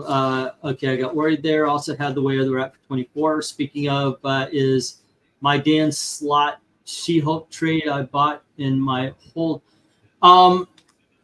Yeah, I didn't have it on any page. It wasn't on any page, so I was like, okay. I don't think it got paid for unless you have it on a separate thing and you paid for it. But yeah, I'll send it out to you. Wanted to check out Mystery in Space. Saw this YouTube short. No idea how they got away with it. WW. Okay. Alrighty. Sent $8.50 plus 9 for the shipping. $17.50. Yes, sir. Alrighty. Yeah, and don't forget to say ship or hold because I want to make sure I'm not messing up and holding books, you know, later than what they should be. Because I know that there were some they just didn't pay the shipping, and I'm wondering if the shipping wasn't paid, but maybe it was like, okay, I paid my books. Where are my books? You know, because that's it's kind of increased. I know I make mistakes, but not that many so soon. Okay, Austin, thank you. All righty. You want to check out the older books, the ones that I went through before you. A lot of people went through. We could do that. You want to see some older books there, RDB? Eric can just show me the ones he got as a kid. Those are old books. I meant from the earlier in the auction. I guess if you want to. Yeah. There was one book. If it didn't sell, I would have bought off you though. Which one? That was one we talked about. I forgot it was going for like it was originally going for 8. You're dropped down to 5. Which one? I don't remember. Maybe it was the Flash comic one or the Flash Gordon one. I don't know what it was. Might have been that. Flash Gordon did sell. That's good. Jay got it. Yeah, the one I had was at the shop was in pretty good condition. Yep. So, well, this one was too. Hope you bump yours up in a little bit in price. No, I kept it at 8. But yeah, I'm noticing. Yeah. Like they got like 2 different grades, or conditions of the Shadow. The first issue 1. One's $60, one's down to $45. So okay, I'm gonna do these. Let's see. We had Justice League America hardcover volume 2, and then we had Justice League Elseworlds. All right. Is that the one they adapted in that horrible movie? What? Where the Jonah Hex is the villain? No, I don't think Jonah Hex is the villain in this one. Well, I don't know. In the movie, remember the animated movie they did the world? Yeah, the War World. Were they trying to adapt that where she's a cowboy? Maybe that's where they got it from. Maybe. I wonder because every time I see that, it's like I wonder if they just butchered that story. It's like, well, sometimes I want to go back to it and like I couldn't have hated that as much as I did, because especially now knowing how it played in with Crisis on Infinite Earths. I mean, I hated it. I forced myself to watch it. And I honestly, I think that's one of the, even after how it ties into Crisis on Infinite Earths, it's one of the worst animated movies they've had. Yeah, I can see that. Yeah, but here we go. Yeah. By the way, in the chat, if you see something, claim it. We'll give a minute for anybody to challenge, and if no challenge, it's yours. If you see something, say something. Call the cops. Yes, if you say something, say I gotta go to sleep. I am having a hard fucking time talking. The Lobo Portrait of a Bastich. It reprints the Lobo miniseries 1 through 4, and then Lobo's back. Also, reminder to those: if you are before you pay for your books, make sure that you are putting on your updated address. Yes, please. Also, I want to make sure because the post office had some trouble, and AU mentioned that he didn't get books, and I thought I sent him some 2 weeks ago. I think even Dominic's a big, and that was like 2.5 small boxes, short boxes. Savage Land trade paperback. All right, that was 15. Then we had the New Teen Titans volume 1 for 8. Okay, and Austin is claiming this was his. So I already have that volume. I think I bought something off you. I think I bought all the Titans, didn't I? I'm pretty sure I've sold something Titans to you. We've got Justice League The Grid at 8. It was like 6 books. It was like or something like that, or something like that. And you're I think it was that I had another copy of it. Yeah, because remember you're like crying because I bought them. Oh no, that was Justice Society. Okay, Justice Society. Yeah, which now I need to get that Justice Society omnibus when I can afford it. Conan Song of the Dead, because I need to get those books back. Yeah, I own all of the New Teen Titans volumes on digital comiXology because we've been reading on the channel, so I have like access to all of them. As much as I like physical, I gotta say there are pros to the digital when you get them for like $3 or less. When you get them cheap enough. Yeah, and then if you have a big enough monitor, oh my gosh, it's so great to read the font. Yes. All right, these were $5. And once again, if you see something you like, just say claimed, and I give 1 minute for anybody to challenge. And if no challenge, Dak and Wolverine.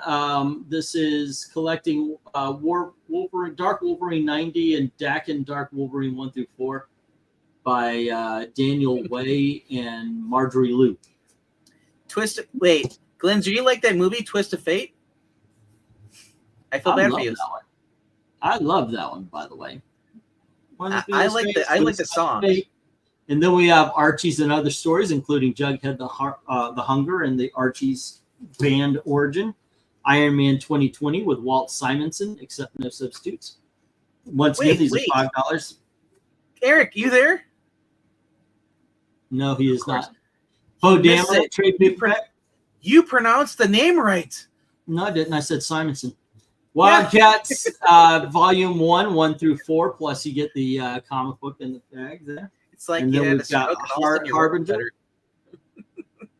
And we have Marvel's Eye of the Camera. There you go. Those were $5. Okay. Actually, Twist of Fate is a move that the Hardy Boys do. Followed up by a Swanton Bomb. Okay, so we had Binky. Let's just drop this to 5, Binky. And it's not selling at 6. I'll drop it to 5.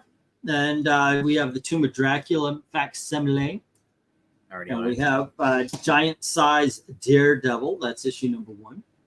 We have Lady Death Gold.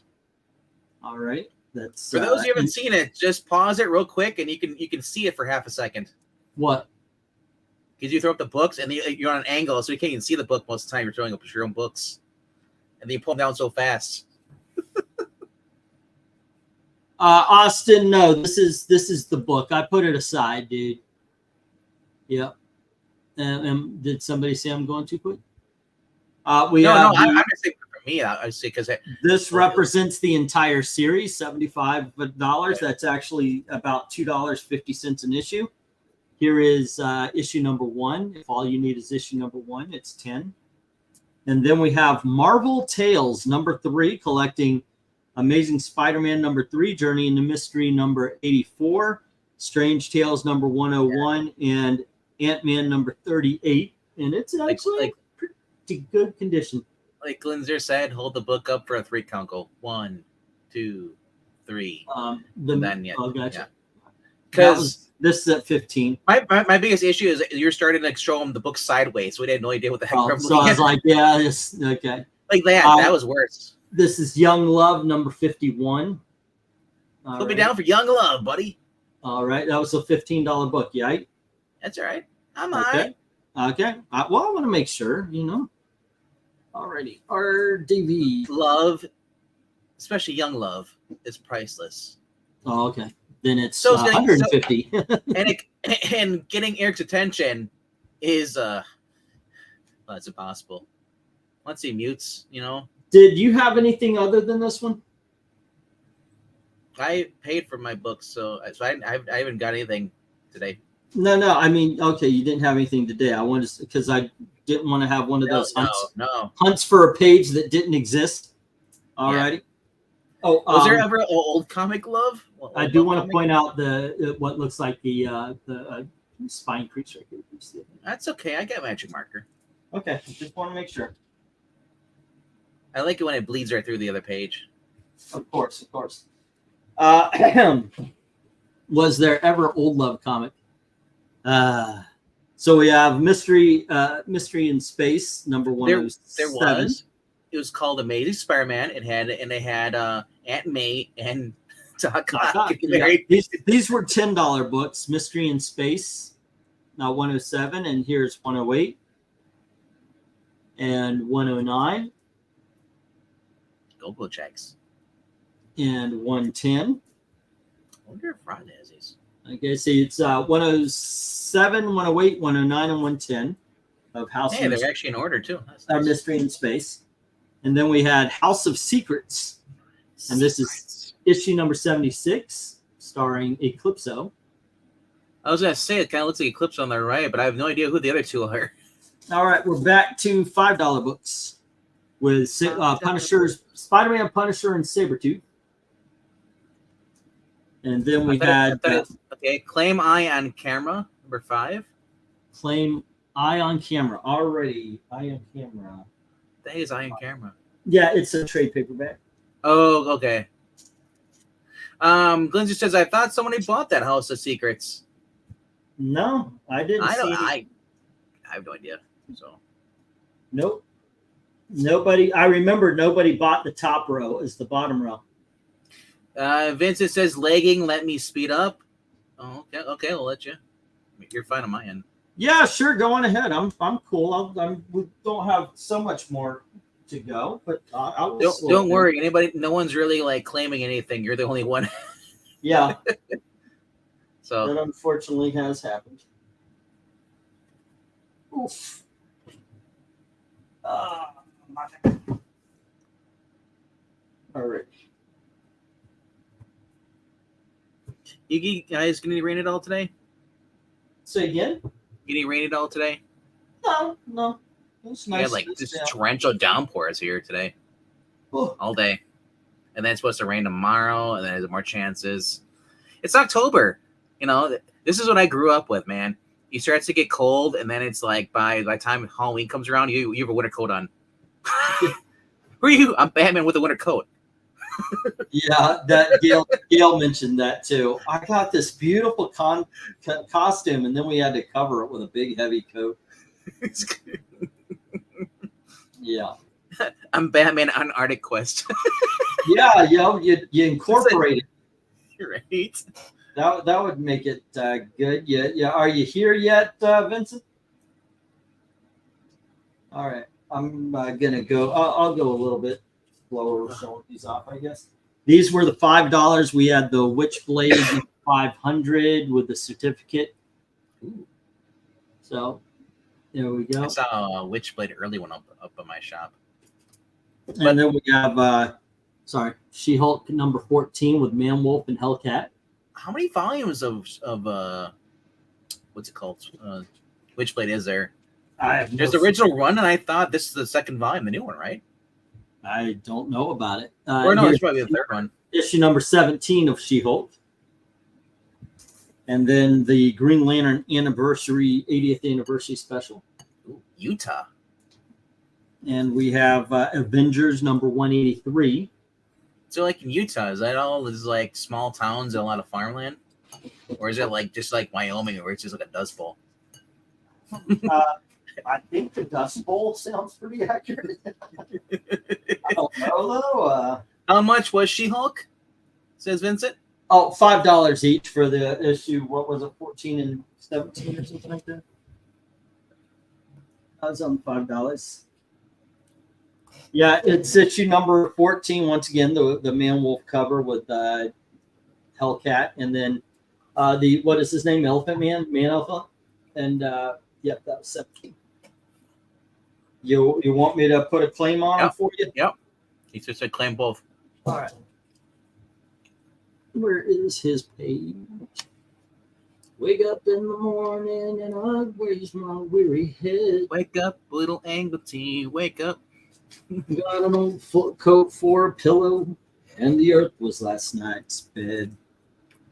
Well, that's the way to get customers. Start singing Bon Jovi. I know, right? It just popped in my head for some reason. I have no idea.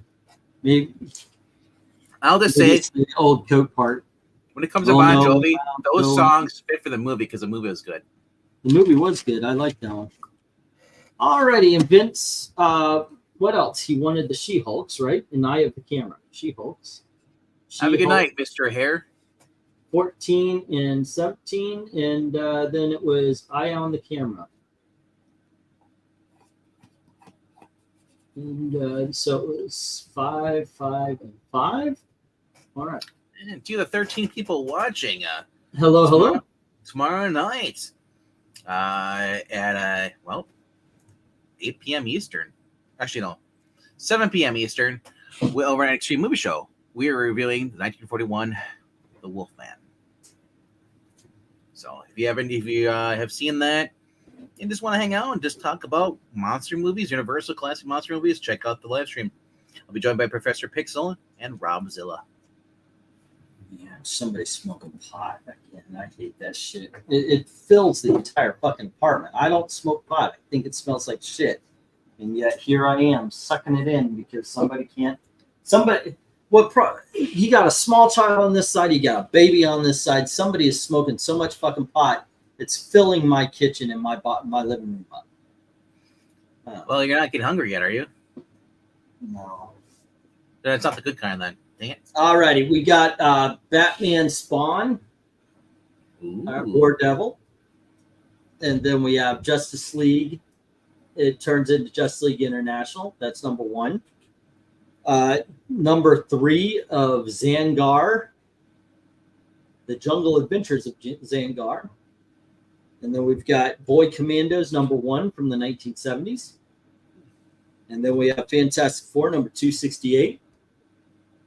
And next up is Mystery in Space 102.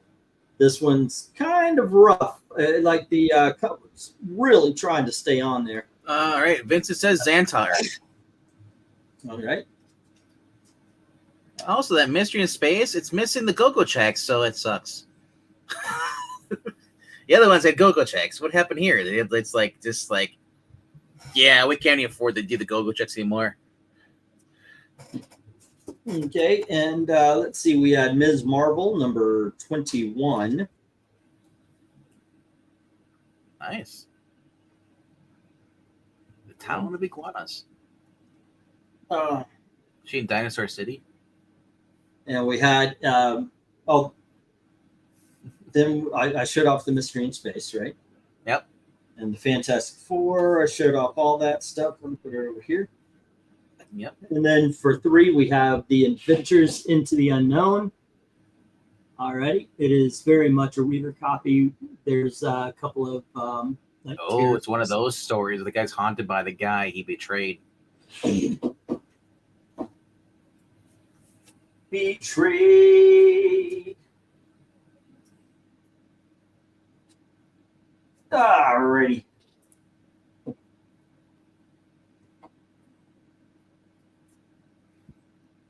I'm just thinking all those books that have ghosts in it, if they just hit crossover with the Ghostbusters, you wouldn't have those ghosts anymore.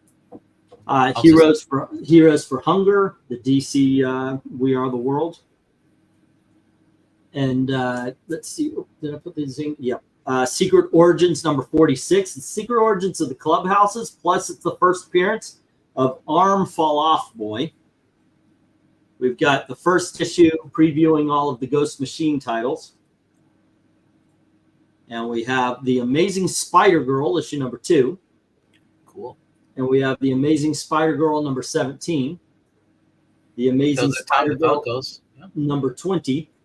Ron with the Friends doing their art, I think, right? Then we have Amazing Spider-Man number 401, excuse me. And Marvel Tales number 77. And Marvel Tales number 80. And say again. I was just trying to see what those are, because they're on an angle again. Which Tales was reprinting? Spider-Man in the Prison. Okay. Is that the reprint telling of the story where he actually goes? Yeah, he goes in the prison. Wakes up there with the Vulture. There's a famous one where he's in lockup, and or the spotlight's on him. And then we had Secret Origins number 43. Ooh. With Hawk and Dove. And we had Secret Origins number 40 with the Gorillas, Gorilla Grodd, Kong Gorilla, Detective Chimps. And we have the Phantom Stranger. This is issue number 10. And we had issue number 2, which is Blue Beetle. Nope. Ted Cord. No, I think this one was it was redacted, I think. Okay. There you go. And then Secret Origins number 7 with Green Lantern and Sandman. Night one, Sick. Have a good night, man. And Cobra number 2. Cobra. And then issue number 1 from the Batman. All right. It's more like Beware the Batman. Right. And this is that's what it says actually. Beware the Batman. Yeah, that's the cartoon series I boycotted, because it went from like the Batman, then it went to that, and I was like, what are you guys even doing? And here we have Raiders of the Lost Ark number 3. All right. I'll give the Batman as creative, but then you go switch to CG crap. I don't care how many says, oh, that Green Lantern was great. It's CG. Like, that's how lazy you are. You got to use computer graphics. You can't even draw it anymore like they're doing with the other ones. Like, all righty. Last reshows, I guess. All of these were $1. We had Green Lanterns number 50. And we had Green Lantern, issue number 16. That's from the new 52 one. Ooh, Simon Baz. And we have Green Lantern number 47. These are Venditti books, by the way. Yeah. Here's 48. And we had Green Lantern number 49. Do you recognize this cover? Neil Adams cover, right? Brave and the Bold. And then we had Green Lantern number 46. It looks too clean. Yeah. Yeah. And we have Green Lantern number 53. What were you about to say? I was gonna say, if you landed 52 with Carol shacking up with Kyle and cucking Hal, that's the series for you. Thanks, Venditti. It's like Number 41 of Green Lantern. Number 44 of Green Lantern. I couldn't believe it was Venditti that wrote it too. I was Number like, 56. And then the last two are Legion Lost 0 and Legion of Superheroes New 52, number 9. There you go. All right, that's everything. The reason I like the Batman over the Beware the Batman, because Ming-Na Wen was like a regular on that show. She was a detective to Lee. So you actually had a talented actress doing voice acting. So Okay, and that raises Vincent to 44.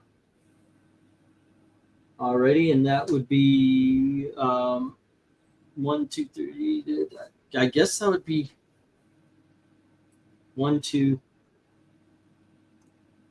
15. I wouldn't mind having Ben McKenzie come back and just doing like a Batman Year One, but do like a animated series instead of doing a movie. Then that would be 59 after shift. Okay, there we go. And you, of course, had Young Love at 15. Vincent, oh no, I tried to tell you earlier. It was about the Address. Yeah, something happened to the address. So there we go. So it just needs you to update your address because I want to make sure I get it right. Yeah. Yep. It issues to the post office probably saying that the address does not exist. Yep. A lot of times I come to those balls of you mind. It's like, and I was trying to because Breen has a weird thing where he's right on the border of like two things. Like, so it's like, I'm like, is it this? And like, well, no, it pops up as this only on your computer. And it's like, I'm like, oh. So I'm like, so I told Breen like when they first sent me I was like, well, you may or may not get it. Merry Christmas. It's like, I'll pay in a minute and send an email with the deed. Thank you very much, Vincent. That being said, there you go, guys. Thanks for hanging out with us. Tomorrow we are doing cover rankings of, I think we're sticking to some. Are you doing the Archie ones on Sunday, or are you going to move those? I was going to do Archie because the girls can't do the They can't do Wortham books. So we're going to Tuesday. Yeah, we're going to do the Wortham books on either Tuesday or Wednesday. So I'm moving something into it. Because the girls are busy Tuesday through Thursdays. Yeah, they're only available Fridays, Saturdays, Sundays, and So. Yeah.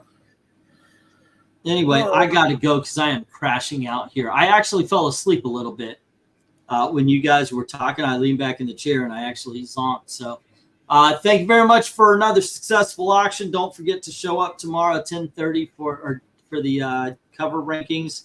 And, of course, at the Geeky Puppet Show before that. As always, thank you very, very much for watching. Have a good day. Good night, kids.